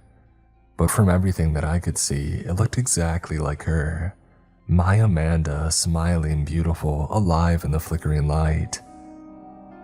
"We can be together again," she said. "Get away from me," I snarled. I don't know what I expected would happen, but it wasn't this. Amanda's beautiful face crumpled into an angry expression, a snarl of rage, and then she was pressed up against the bookshelves, the man she had cheated on me with kissing her neck. Her head tilted back and she made eye contact with me, grinning. This isn't real, I told myself, but that didn't stop the sick, horrible feeling from washing over me. I wanted to vomit, I wanted to run. Seeing them, this hallucination of them, was making my skin crawl. But then I realized with horror that Amanda's face had changed. It was now Claire staring at me and smiling as the man kissed her neck. "She'll never love you," the voice said, but it was a strange mix of both Amanda's and Claire's voices. And another voice, something underneath it, deep and ominous, discordant, jarring, like nails on a chalkboard. "You're not real," I shouted. I tore my eyes away from the image of Claire. I crouched down to the floor and, hands shaking, I touched the flame to the paper. It immediately began to burn, as dry as a bone. But then the wind picked up again, roaring through the shelves, and the fire fluttered dangerously. I crouched and tried to shield it with my body, but the flame still bowed to the floor at the mercy of the wind. Creaking and clacking sounds came from the aisles all around me. More skeletons. "She'll never love you," the voice repeated above me, above the roar of the wind, sounding even more discordant, more off-key. "Nobody will be loyal to you. You are nothing, you are unworthy." The flames danced and bowed and flickered. I tried to block out the voice, tried to build a dam around the torrent of tears that was threatening to fall. "This isn't real," I repeated in my head over and over as the flames danced. "Burn the book and make sure that nobody else dies." But it seemed like a losing battle. The wind roared, the chorus of voices shrieked above me, the bookshelves rattled. A few books clattered to the floor around me, pages splaying open. The flames flickered in and out, flirting with death. And then suddenly, something from the rules popped in my head. Something that I thought was funny at the time. A weird little line that Margaret had put in there. Reshelving books upside down seems to work for most problems, actually. I grabbed the book still on fire and shoved it back in its place, upside down. The flames shot out of the pages, lifting towards the ceiling, and then a horrible shrieking sound pierced the darkness. The wind roared, my clothing stuck to my bones, my hair rippled. I grabbed the bookcase to steady myself. And then the flames grew into a crackling fire stretching up towards the ceiling, lighting the entire aisle in flickering orange light. The shadows stretched and yawned across the floor. The fire crackled and hissed as it turned the pages to ash. And then everything stopped. The screeching, the rattling, the howling wind. The lights flickered back and above my head, temporarily blinding me. I looked around, but there was no Amanda, no Claire. The library was empty. I stood up and I turned to the book, but it was nothing more than a hollowed-out shell. All the pages inside disintegrated to ash.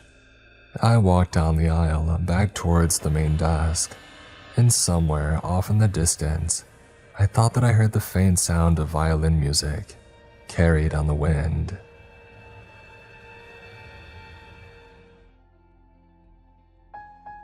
"I bought this at a charity shop on Market Street," she squealed excitedly. "It looked like something that you two would love." The rigid cardboard box, far too firm for its apparent age, was marked with a black, serif font that read, "Peter's Place." The cover image depicted a titchy plastic figure painted purple striding slowly forwards. A figure seemingly disinterested in the several white plastic figures pursuing it at a far greater pace, and every character powered towards a nearly nondescript house in the distance. Little more than a childlike outline of a home, a triangular roof, 4 windows and a door. The picture contains some indistinguishable shapes of various muted colors. Despite the mint condition of the cardboard, its weathered ink told the truth. There persisted a persuasion, moving towards the forefront of my mind, that the faded cover had lost some of its imagery to time. Lost secrets that perhaps would have told us much more about the ancient game. Who would have told us, perhaps, never to play it? And Grandma proudly placed the game on the coffee table, and I offered my younger sister the Krasinski smirk, as if smugly eyeballing some hidden camera. She stifled laughter behind bubbling lips, and our grandmother obliviously settled into an armchair. It pains me to sound like a brain-rotted adolescent, but Michaela and I haven't ever enjoyed board games, so I wondered why Grandma had presumed otherwise. Still, I felt shameful for thinking that way. I knew better. Around the time I went to university and my sister entered 6th form, the Templeman family adopted a new, stilted dynamic. Mom and Dad had changed. At first, I thought it had something to do with my sister and I embracing new phases of life. However, a few months ago, our parents finally revealed that Grandma was displaying some early signs of vascular dementia. We hadn't been too surprised. During the holidays, Michaela and I often spent a few days at our grandmother's house, and we had noticed her cognitive decline over the years. With this new knowledge, of course, we realized it was more serious than that. We realized that our time with her was precious and fleeting, so we would have done anything to make her remaining days pleasant. Whether it had been a 3-hour marathon of Antiques Roadshow, or an evening on some dull board game. "What are the rules, Emmett?" Grandma asked me. I lifted the lid, wincing as it loudly scraped against the sides of the box. For a moment, I almost needed to strain, as if the lid were wrestling with me, as if it were unwilling to reveal what lay beneath. But it eventually came free. "You need to hit the gym, spaghetti limbs," Michaela laughed. I unleashed a backhanded swing, thumping my sister on the nose with the cover of the box. She recoiled. "Behave, children," Grandma tutted before her eyes suddenly glazed. "Where did you get this game? It looks fun." I sighed, feeling the mood in the room lower. "It was, you bought it for us, Grandma." "Oh," she softly responded, before clearing her throat uncomfortably. "Yes, that's right. Sorry. So, let's start, shall we?" "I just need to read the rules first," I chuckled. "And you need to explain them to us, you dirty cheater," Michaela added. "I will," I said, rolling my eyes. "I'll repeat them word for word, and you'll spend about 20 minutes reading the entire rulebook just to check that I didn't lie to you." "That sounds about right," Michaela nodded. "And then one of you will have to read them aloud a second time because I'll have forgotten," Grandma giggled. My sister and I laughed along, but there was a hint of sadness in that moment of joy. Grandma's wit still cut sharply whenever it poked above ground, but that edge had become blunter over the months. It was a side of her, much like all sides of her, that we rarely saw after the diagnosis. Whatever remained of Grandma in terms of who we knew was slowly dying. And grief is torturous when the body, but not the mind, of a loved one lingers before you, for there may still be moments of that person that you used to know, painful reminders of that gradual deterioration. To fill the pained pause that followed the round of laughter, I explained the rules. In Peter's place, the house is home, the place which safeguards all that is dear to you, all that you wish to hold and never let go. You have been displaced and you must return to your pleasant abode. However, you are not the only one with eyes on that shining beacon in the darkness. Peter is seeing that you have woken far from home, and he hungrily eyes this opportunity to take everything that you love. You and your teammates, each moving a white piece 1 or 2 squares per turn, must work together to reach the house. At the end of each round, when all players have taken a turn, Peter, depicted by the purple piece, will move 1 square closer to the same destination. You win if every teammate reaches the house before him. You lose if it becomes Peter's place. You may be faster, but he is far more cunning. Peter knows that legs grow weary. The journey will weather you, perhaps even taking everything. Peter, on the other hand, cannot be slowed, cannot be stopped. He moves steadily. Every turn you will move in whichever direction you so please. There are many possible routes, always the same destination. However, to win, every single player must reach the house before Peter. After moving your piece, you will pick up an item card, adding it to your collection, and a choice card. The cards must correspond with the color, either red or green, of the square on which you land. If you land on an event square, you must also draw a corresponding event card. If a player reaches the house, item and choice cards do not need to be drawn. However, if all players have crossed the line, draw 1 final event card to determine your victory or failure. It may be red or green. This is no game of chance. No matter the situation presented, you decide the way. Peter is an ambitious man. Peter is an inquisitive man. Peter is, above all else, a self-serving man. To him, a house is not a home, it is food. And he will stop at nothing to take it from you, to take everything from you. Understand that you may win today, but nothing lasts forever. One day, the coarse sands of time will rot your door to the ground. One day, Peter will have his place. When all players are ready, the house will open and the game will begin. Grandma sighed. Whoa, that was a mighty mouthful. Most of it simply set the scene. The rules actually seem quite straightforward, I assured her. I know it's a strategy game, but it'll be easier than chess. Think of it that way, Grandma. You're good at chess. Yeah, and plus we have to work together, so we'll help you out, Michaela added. And we won't have to worry about Emmett cheating to beat us. What sparked this Emmett is a cheater crusade? I asked, laughing. Monopoly 2015. Mayfair Gate, my sister bluntly explained. I snorted even louder. I was 10 years old. You put 5 houses on it, Emmett. 5, Michaela barked. The max is 4 and you know it. And you knew it then too. Nobody stopped me, I shrugged, grinning. It's a good life lesson, Michaela. You've got to keep your eye on the ball, you know. Property development is a ruthless game. My sister huffed while unpacking the box. She started to unfold a large cardboard square onto the carpet, revealing an entanglement of various cross junctions and overlapping routes.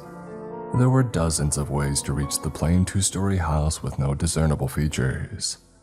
Some roads passed through a dense woodland, and others passed through an abandoned town.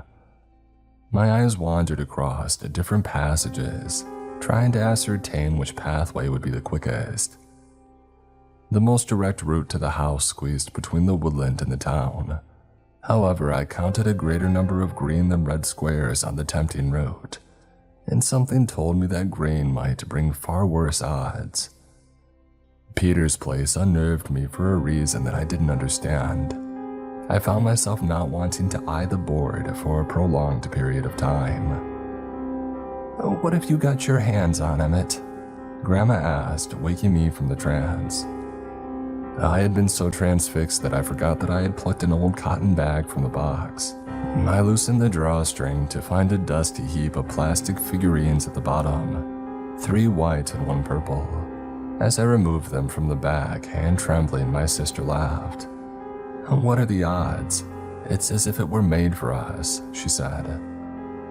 Something about that sent shivers down my spine, though I internally chastised myself for being frightened by a coincidence.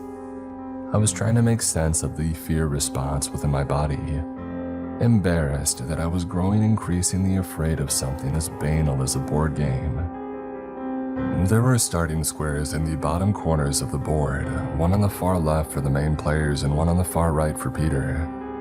I placed the 3 white pieces who were frozen in sprinting poses on our starting square, and the purple figurine frozen in a brisk walking pose was placed on the opposing square. At Peter's feet, a purple squared route led to the house, circumventing both the woods and the town. No obstacles, no great rush needed. He would creep to the same destination as us, 1 square at a time.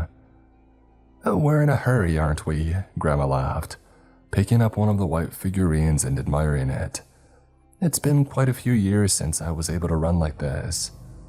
"And look at Peter," Michaela said, pointing at the figurine. "He's hardly even trying." "Are we ready to start?" I asked, "or would we rather watch TV?" "Oh, the television set will be there in an hour or so," Grandma said. "Let's play."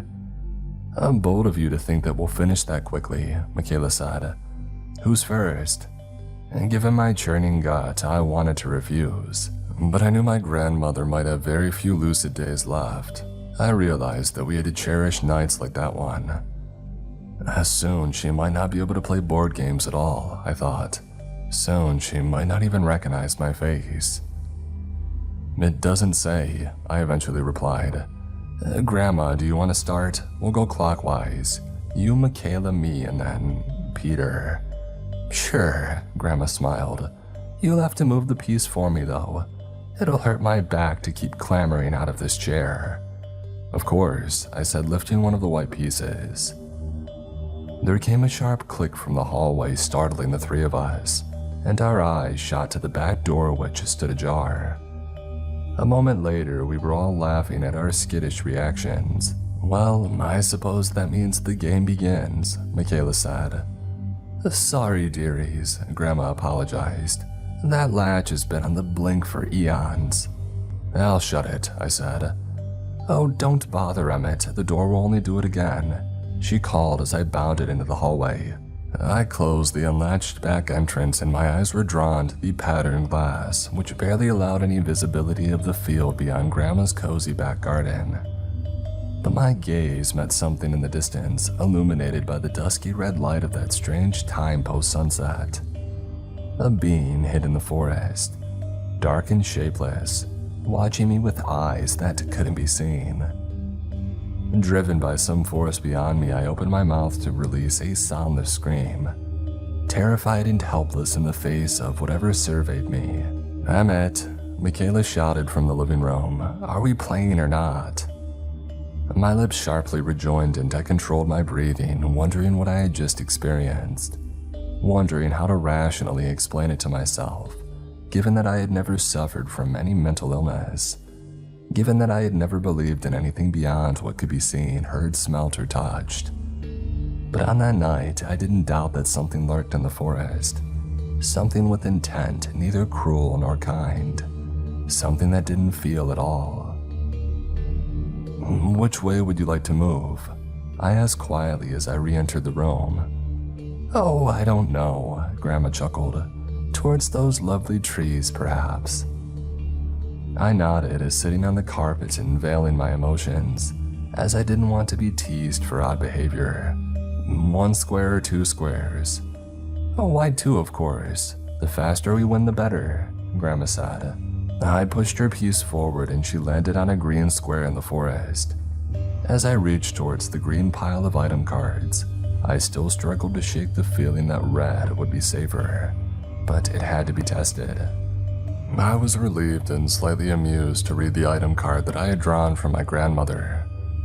It depicted a rectangular wrapper branded with the words, "Brands Grove Oats." "You've earned yourself a chocolate bar," I laughed, handing the item to her. Grandma gleefully took the card, squinting through reading glasses to inspect it for herself. Her strong smile gradually softened into something level, something cold. I had never seen her that way. She was only ever bright and jovial, a woman who always radiated warmth. But as her sunny disposition had departed, A chill swept over my flesh, riddling it with goosebumps. My sister drew a green choice card from the top of the pile and read it quietly. "What does it say?" I croaked. "You wade through a stodgy puddle clogged by brittle flakes. It is far deeper than expected. The liquid rises above your frail ankles, threatening to swallow you. Do you jump out and skirt around the pool, moving one square backwards? Or do you risk seizing a nearby branch to free yourself, moving one square forward and adding this choice card to your personal supply?" "I object to the notion that I have frail ankles," Grandma gasped, bending forwards with a wince and scratching the fabric on her left sock. "Oh, I don't know. I'm in no hurry. I'll step out of the puddle." I nodded, moving her piece one square backwards. "Seems like the safer option to me." "Oh, really?"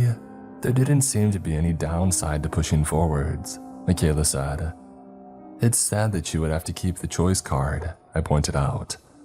"I have a hunch that we might be punished for having certain things in our supplies. Who knows what we'll draw later?" "Oh, the rules didn't mention that," my sister replied. "The game has unwritten rules," I thought to myself, shuddering as the darkness of the woods filled my fractured mind. Whatever, Peter's slow, isn't he?" "Right, it's my turn," Michaela said, eagerly pushing her piece 2 squares along a different route. "It makes sense to try another way, and I'll pick up this red item card. Oh wow, a shovel. Maybe you'll dig us out of some dire situation," I suggested, trying to perk up. She grinned. "Yeah, or I'll hit you over the head with it if you annoy me. Anyway, let me read this choice card. You find a bicycle propped against a nearby tree. Do you take it, moving forward an extra 2 squares, or leave it, staying on your present square?" "Leave it," I said. Michaela rolled her eyes. "You're no fun. We'll be playing until sunrise at this rate." "It seems risky. If you move 2 squares forward, you'll land on an event space," I said, pointing at the board. "So why are you assuming that events will be bad?" my sister asked, pushing her piece forward. "I'll take the bicycle, and I guess I'll be picking up a red event card. Here we go." My eyes started to lose focus at the edges and my throat elongated, feeling like concrete yet elastic at the same time. I realized that I hadn't breathed in roughly 20 seconds. I had been watching Michaela with a horrified expression as she silently read the card without revealing her thoughts. "What does it say, dear?" Grandma asked, smiling in a way that implied she had forgotten whatever had unnerved her. "You become distracted by something in the forest," my sister eventually said. "You see a lamb entirely out of place being circled by wild foxes. The predators viciously tear the helpless creature limb from limb. You are so distracted, in fact, that you miss your following turn." And Peter smiles. "After all players have finished this round, he will take 2 steps forward." "I told you," I sighed. Michaela shrugged. "It'll be fine, he's still slow." I smiled weakly, struggling to conceal the burgeoning dread in my body. My turn had finally arrived. I scanned the board, unsure as to which route would be the safest. I was starting to suspect that there may be no safe ways, so I followed my sister's lead. I took yet another path, pushing my white figurine 2 squares to the right, heading towards the abandoned town. As I neared Peter's purple path, a shiver coursed through my form from top to toe, and I was certain that I felt a 4th presence in the room. Certain that I had heard breathing in the lounge's empty corner. Haunted but outwardly composed, I kept playing, told myself that I had started hallucinating, told myself that there may be a leak in the house. I almost excused myself to inspect Grandma's carbon monoxide alarm. I had landed on a red square, which felt safer, though I wasn't entirely sure. I berated myself for fearing a simple game as I picked up a red item. The adrenaline left my body as I read the mundane card. After a few awful seconds of bracing for terror, it was wonderful to feel such a sweet release. It's a torch, I laughed, flashing the card at everyone. A perfectly ordinary item. Nothing that upset me as much as a chocolate bar. Of course, I reminded myself that Grandma wasn't well, and that helped to settle my anxious waters as I reached for a choice card. You find yourself in an empty town, I started, frowning as I wondered how the card coincidentally correlated to the route that I had taken. Go on, my sister laughed. You're such a slow reader. Sorry, I said, clearing my throat. You find yourself in an empty town. Excited to have reached somewhere, you run forwards, move an extra 2 squares. Your excitement fades as you realize drapes are drawn, cars are nowhere to be seen, and every inch of the place appears upon first glance to be uninhabited. But you enter a small store and find a crying girl, palms digging into her eyes. It sounds like every girl's reaction to you, Emmett. Michaela giggled. Shut up, I said, pushing my piece an extra 2 squares forwards. As you get closer, you realize that she's not crying with sadness but joy. Today's a good day. Her face is nothing but a beaming smile, and she finally removes her hands to ask what you would like. And you ask the girl to call a taxi for you, missing your next turn, but moving forwards an extra 5 spaces. Or do you buy some things from the shop, picking up 2 extra item cards? I vote that you call the taxi, Michaela said. What do you think, Grandma? Sorry? Grandma asked, eyes suddenly returning to us. I lost myself for a second. What's happening? Don't worry, Grandma, I said, turning my attention to Michaela. If I call the taxi, I progress 5 spaces to a green square. You really think the colors matter, don't you? This is a game of chance, not just strategy. Each colored pile has good and bad cards. We don't know that, I said, reaching towards the red pile of items. I choose to buy some things from the shop. I've got a blanket and a tire iron. Great additions to my collection. Weird things for the same shop to sell, but okay, Michaela replied. Right, so we've all finished our turns. Round 1's over. Let's move, Pete. I half expected the purple figurine to walk on its own accord, striding to the measured rhythm of some tribal tom-toms. However, I heard only the beat of my overworked heart as my sister pushed Peter 2 squares forwards. No drums and no sign of Robin Williams. Before we continue, I think I should take a trip to the loo, Grandma said, grunting as she braced herself on both armrests of the chair. I'll take you, Michaela said, abruptly standing and catching the game's empty box with her foot. Careful, I said as the cardboard flipped. Oh shoot, Grandma said as my sister helped her out of the room. We should really be thinking about dinner, shouldn't we? Emmett said that he'll get takeaway for us, Michaela replied. It's late though, you're right. I'll do that now, I distantly said, eyeing the underside of the box. As my grandma slowly exited the room, arms supported by my sister, I closely observed the overturned box. Hastily etched into the back, seemingly with the sharp edge of a blade, was a message. Can't kill it. Don't play it. There was an unsettling urgency to the penmanship or swordsmanship of the message's anonymous author. It would be rational to interpret the words as evidence of the previous owner's bizarre sense of humor. Still, that wasn't what I believed, though you may as well be tiring of me saying such things without any notable evidence. I simply wanted to delay telling the story of what happened after I staggered across the driveway, sweat cascading down my temple, and slumped into my car. But I will tell you I must. Michaela and I, usually without our parents, visited Grandma often, and the nearby village, like so many secluded parts of Wales, had always been a sleepy and idyllic place. A place mostly inhabited by petrels and not people. However, on that game night, a little after dusk, the town's character had changed. The sleeping land had perished entirely. Still haunted by what I had read on the back of the box, it took a few seconds to process the new air in the village. As I followed the skeletal roads, I almost forgot why I had come to the town, but a gurgling stomach reminded me. Whether the pang had been a sign of hunger or fear, I still did not know. What I wanted more than anything was to turn around, return to Grandma's house, and scorch the game until all that remained were ashes. Can't kill it. As I pulled into the car park of the local supermarket, I inwardly repeated that sentence. The haunting shapes of those letters were engraved into both the box and my eyes. A deranged scrawl searing holes into my retinas. I was so afraid that I hardly noticed my surroundings, which still leaves me thankful.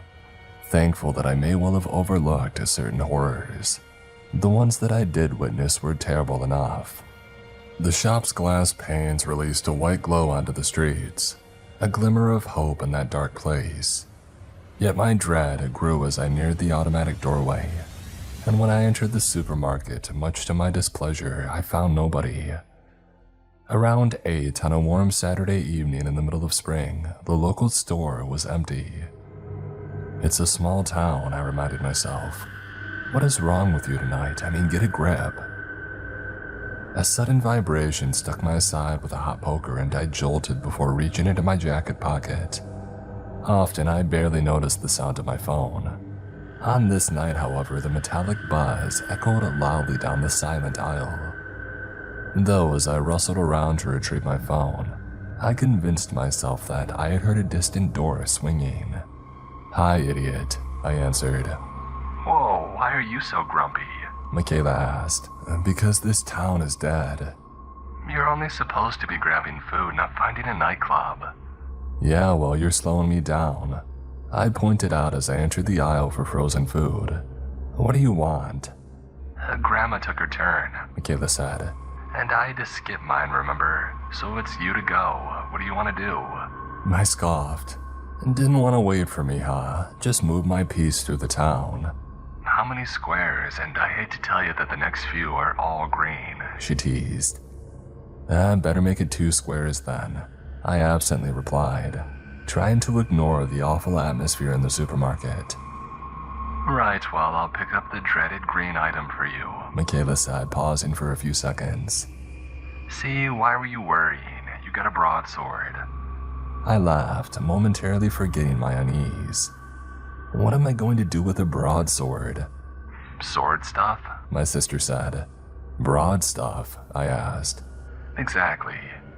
Alright, Grumpy, choice card.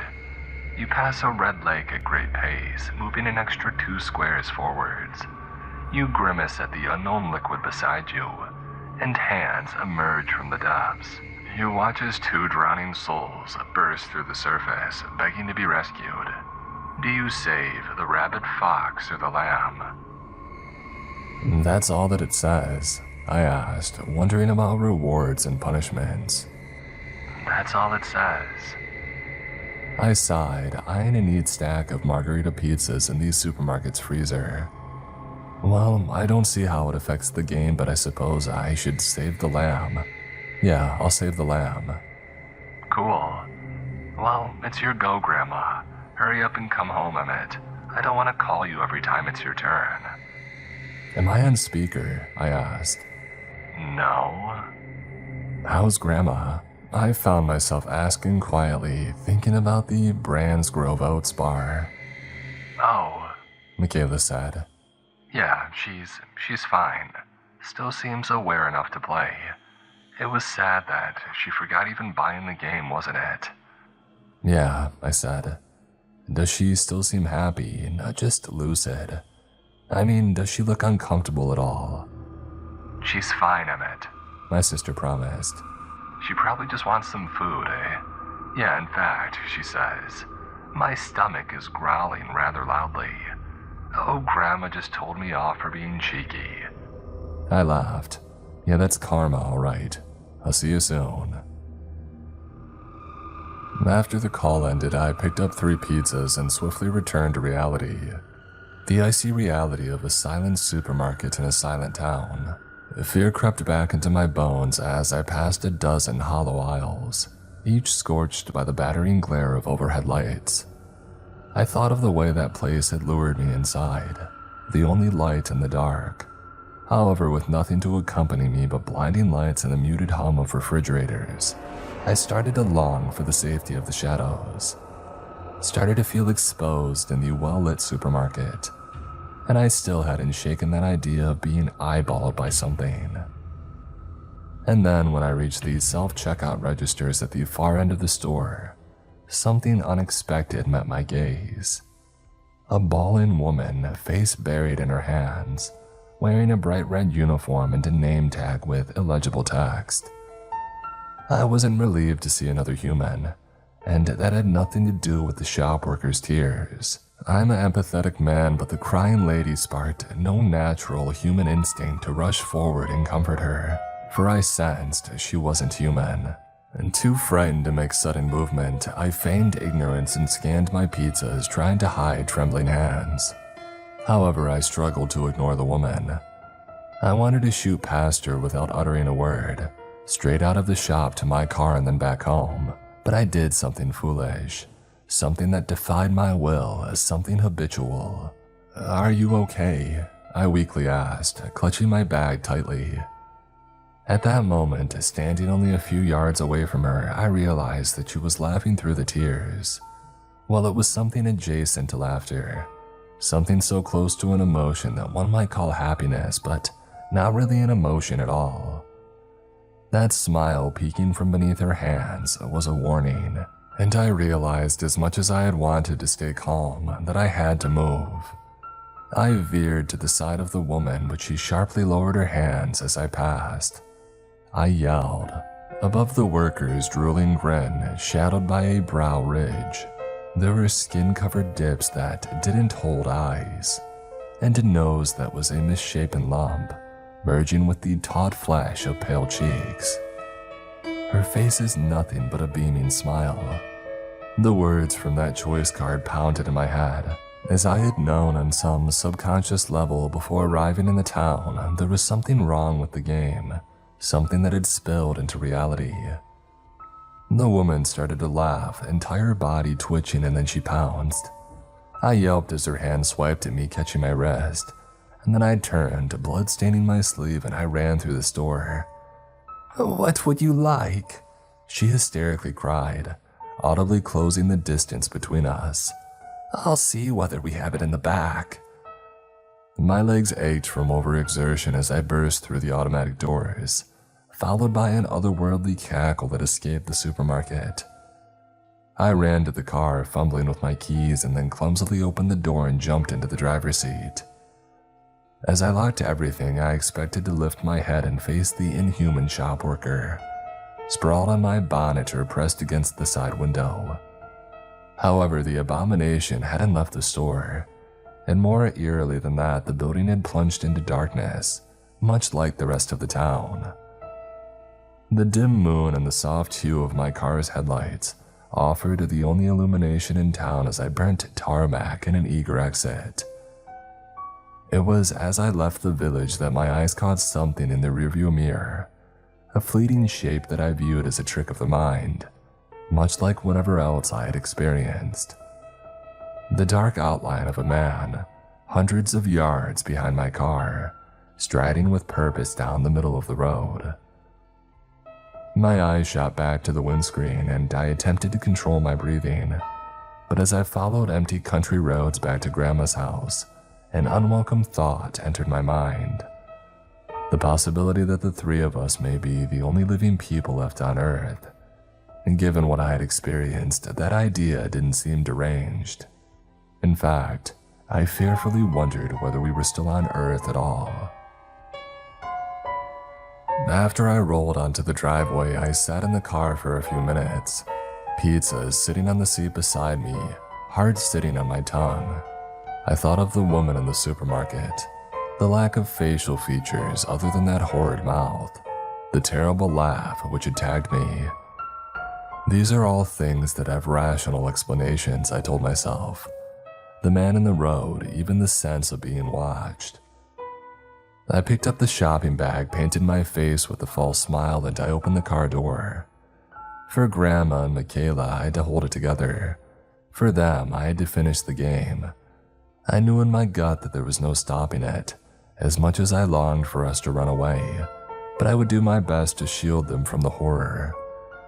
"I'm back," I announced as I had entered the house. Finally, my sister called from the living room. Grandma and I gained some juicy items during our turns. I got pepper spray and a winter coat. She got a rope and a pair of running shoes that let her move 3 squares per turn. She'll reach the house during the next round, and we'll be there in only a few more. I nodded stiffly, sitting down and immediately pushing my piece 2 squares forwards. Grandma was 3 squares away from the house. Michaela and I were both 6 away, nearly there. Fortunately, I landed on a red square and narrowly avoided an event space. I drew an armor card which promised to protect against 1 negative outcome, and then I faced a choice between moving forward 1 space but losing 2 of my items, or moving back 1 space. The latter would have taken me to the event square, so I chose the former, discarding my torch and blanket. "Oh no, how will we win now?" my sister laughed, pushing Peter forward 1 space. "Right, you to go, Grandma." She smiled. "Well, I suppose I moved too. I don't know." "No, you've won, Grandma," I said, pushing her piece over the line.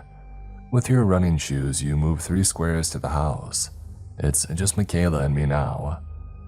"And I'm gonna be braver than you, Emmett," my younger sibling announced, pushing her piece 2 squares forwards. "A green event square. Uh-oh, but I'm only 4 away from victory." I fearfully held my tongue as Michaela picked up both an item and a choice. "A muddy rag," she laughed, tossing the item card into her pile and then reading her choice card. "You face the ones you fear, the ones you thought you would avoid at the week's end, at the island's end, and you realize the time is up. You flee no more, you fight. Do you wield a weapon moving backwards a space, or do you take the pain moving forwards a space?" How did it know? My sister started to sweat, face contorting into the same expression of agony that I had worn an hour earlier. "Just a strange coincidence," I lied, still hoping to shield Michaela. "What do you choose?" "I don't know," she whispered. "I'm not sure that I want to keep playing." "No," I harshly interjected, before adopting a gentler tone in response to these shocked expressions. Sorry, Look, Grandma's finished. Let's cross the line, Michaela, let's. What's up with you?" My sister interrupted, voice trembling. "You've been weird ever since we started playing, and now that I've drawn this card, I feel weird too." "I think it might be time for bed," Grandma blankly said. "We have to keep playing," I explained shakily. "Please, Michaela, just tell me what you choose. I suggest that you wield a weapon. That sounds safer, better." "Fine, I'll wield a weapon," Michaela whimpered, pushing her piece backwards. "Does that mean that I don't have to draw the event card?" "I hope so," I said, pushing my piece 2 squares forwards and landing on a red square. My item card is a horse. It adds 3 squares to everybody's speed for the remainder of the game. "So we'll both reach the house in the next round?" my sister asked hopefully, eyes swimming with the same petrified realization that I knew lurked in my own. I nodded, reading my choice card. "You hover near the edge of the forest, weapon at the ready, but which do you wield? The broadsword or the tire iron? Discard the item that you don't wish to keep." "How does it know the items that you have?" my sister wheezed. "These aren't coincidences, Emmett. And you know something, I can see it in your eyes. What's happening? Is this some horrible joke that you wanted to play on Grandma and me? Did you set up this game?" "You know that I didn't," I whispered, locking eyes with my sister and finally failing to bury the truth. "You feel it too, don't you? There's something wrong with this game, but we need to finish it." "I would like to go to bed," our grandmother absent-mindedly said. "1 second, Grandma," I begged, tossing my tire iron into the discard pile, and then pushing Peter 1 square forwards. "Final round, your turn, Michaela. Look, you're going to reach the house."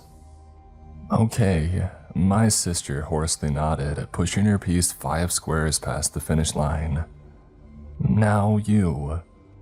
Now me, I said, pushing my piece 4 squares forwards. We've made it, it's over, the games. The final event card, Michaela moaned, slicing into my triumphant cry. My blood turned cold. In an eager race to the finish, desperate to put a lid on the game for good, I had forgotten one of the rules. If a player reaches the house, item and choice cards do not need to be drawn. However, if all players have crossed the line, draw one final event card to determine your victory or failure. It may be red or green. It's okay, I unconvincingly told my little sister as I picked up the red event card. What does it say? She asked, stifling tears. It's time to put your decisions to the test. You have chosen the routes and now your bodies must match your words. Before anybody else uttered a word, all light vanished, not only overhead but outside. It was deeper and darker than that, of course. The world was gone, replaced by one devoid of color. Grandma, Michaela, I screamed into the darkness. There came no reply from either of them. Instead, the creaking of large metallic doors broke both the silence and the blackness, filling my world with light once more. A man and a woman entered the space in which I stood. An impressive factory floor filled with large, round containers. It appeared to be some sort of processing plant, a humongous machine made of high-speed steel and topped with a sharp-edged funnel. It rocked on its legs in the center of the room. The metal beast was grinding oats fed into the machine by an intersecting assembly line. How I had found myself in that place I didn't know, and my heartbeat only quickened as the man and woman stared right through me. Though I did not recognize him, I recognized her from old photographs. It was a younger version of Grandma, perhaps only a year or two older than me. You will learn, Annabelle, the man who seemed a couple of decades older bellowed violently. He grabbed a clump of my grandmother's hair and dragged her towards the churning machine in the center of the room. I called to her, rushing forward, but neither of them heard me. Neither of them saw me. And my hand slipped through wispy, intangible colors as I swiped at the malevolent man, who wore a filthy vest and stained jeans. Please, Gerald, my grandma begged, sobbing as the man yanked her towards the running grinder. I could do it, you know, he whispered, feeding her hair into the funnel mere inches from the teeth of the grinder. I'd put you in one of my chocolates and nobody would know. It would be our little secret. For the next few months, I would gradually eat my way through you. Your meat would fill 1,000 bars. Gerald, Grandma cried as he started to taunt her, lowering his handful of her blonde locks into the open funnel. You're not thinking clearly. Let's just go to bed, okay? It's just one of your bad days. Every day with you is a bad day. No wife of mine will entertain wild ideas of working in the city. If you were to let others gaze upon you, I would do something worse than this, Belle. Something far worse. Better that it end this way, my darling. I'll make it quick. In a moment of violent abandon driven by some primal urge to survive, Grandma transformed from a timid girl into an emboldened fighter.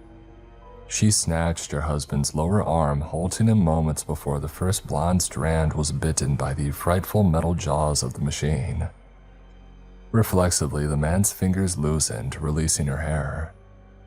Gerald eyed her fearfully, stunned by her sudden countermove. What the devil are you doing, Annabelle? Unhand my arm or I'll make it far slower, far. Before the man finished his sentence, the younger version of my grandmother thrust her husband's hand and arm into the grinder.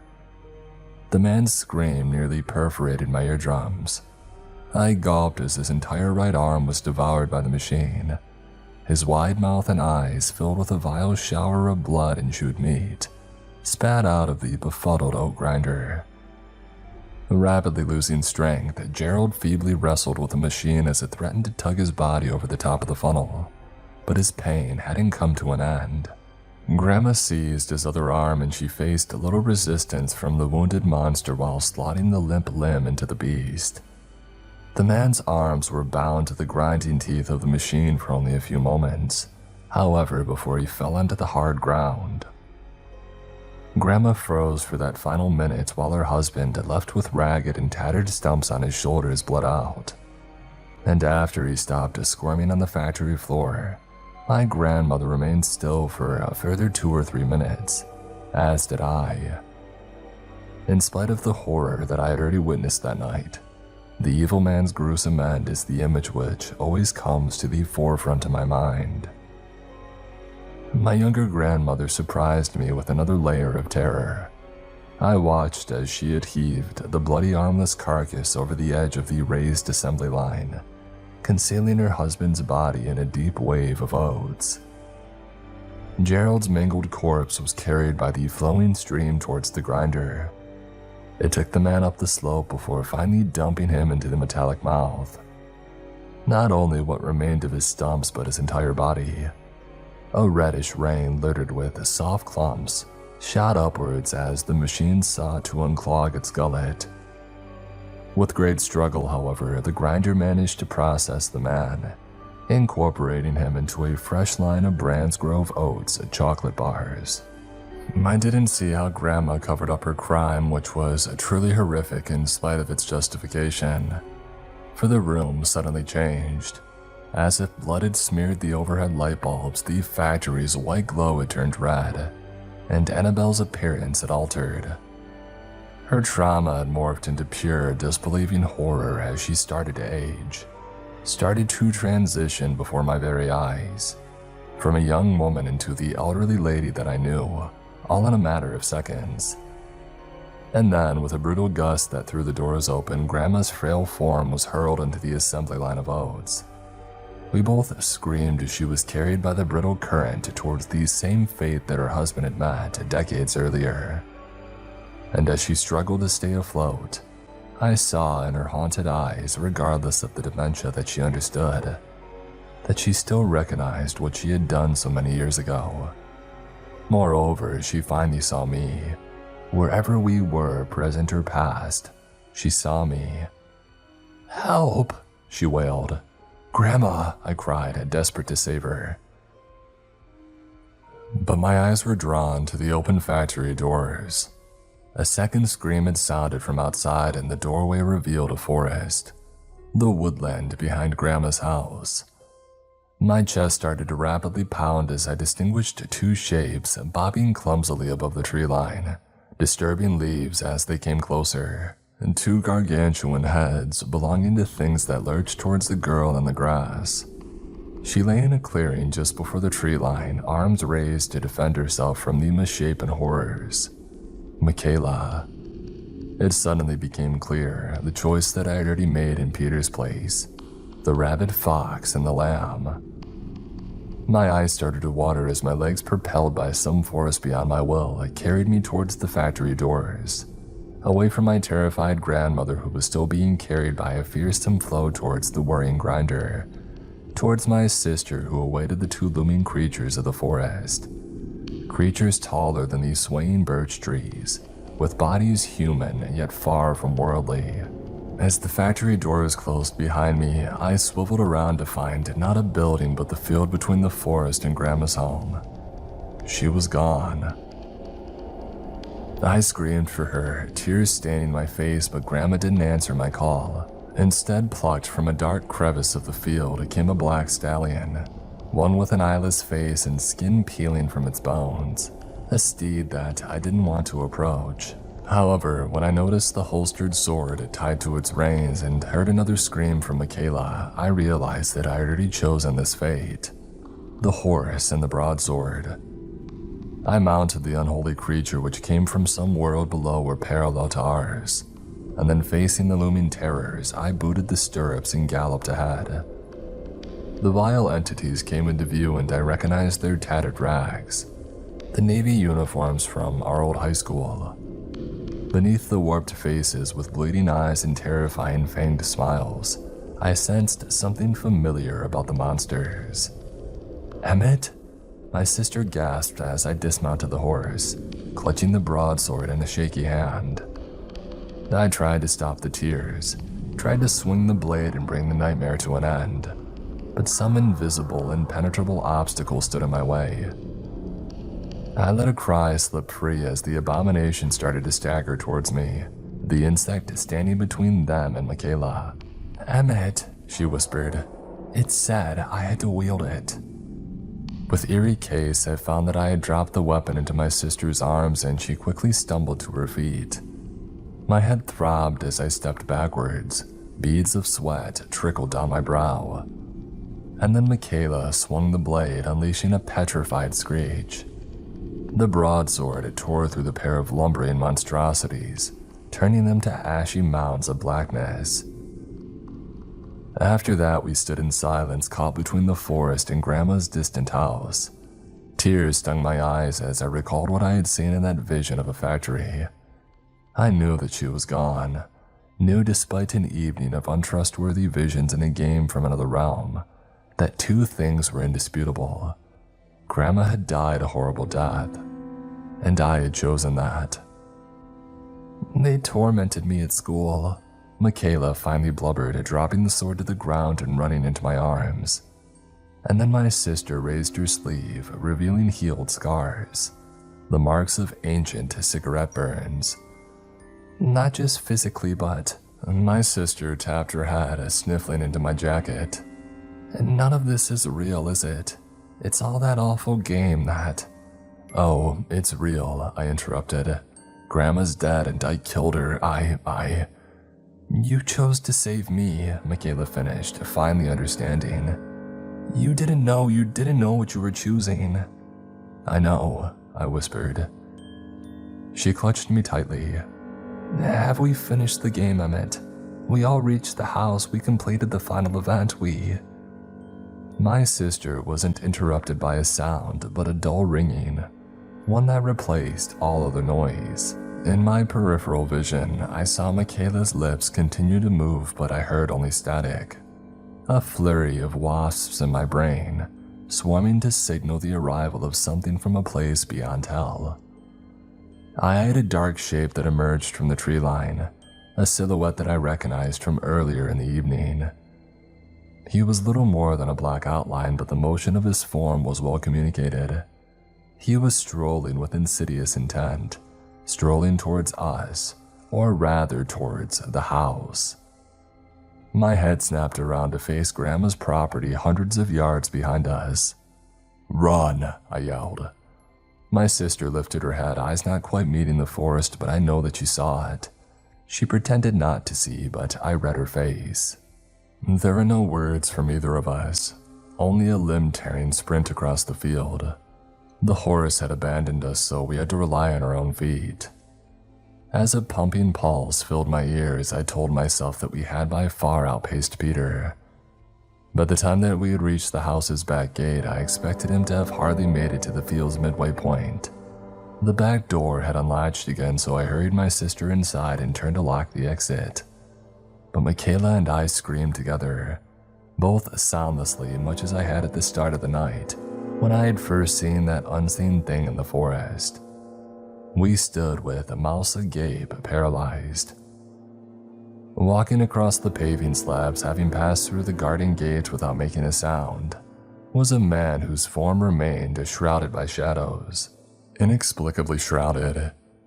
Even in such dim light, some of his features should have been revealed, but he was nothing, not even the color of his game piece. Peter was a strolling silhouette, moving at a glacial pace, yet having somehow closed the gap between us. I slammed the door shut with a primal cry, and then Michaela and I held each other, quaking in the hallway as the back porch creaked beneath approaching footsteps. Measured footsteps. Through the distorted window pane, that silhouette came into view. It stood, a tall form warped by the glass, and faced the door, eyeing us as if it had eyes. And then after only a few seconds he turned and walked away with that same pace.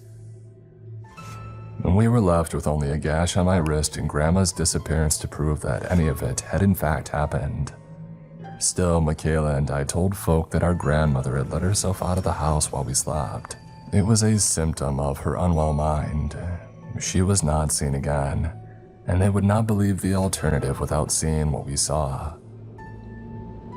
Over the following weeks, we tried to disprove the message of the underside of the box.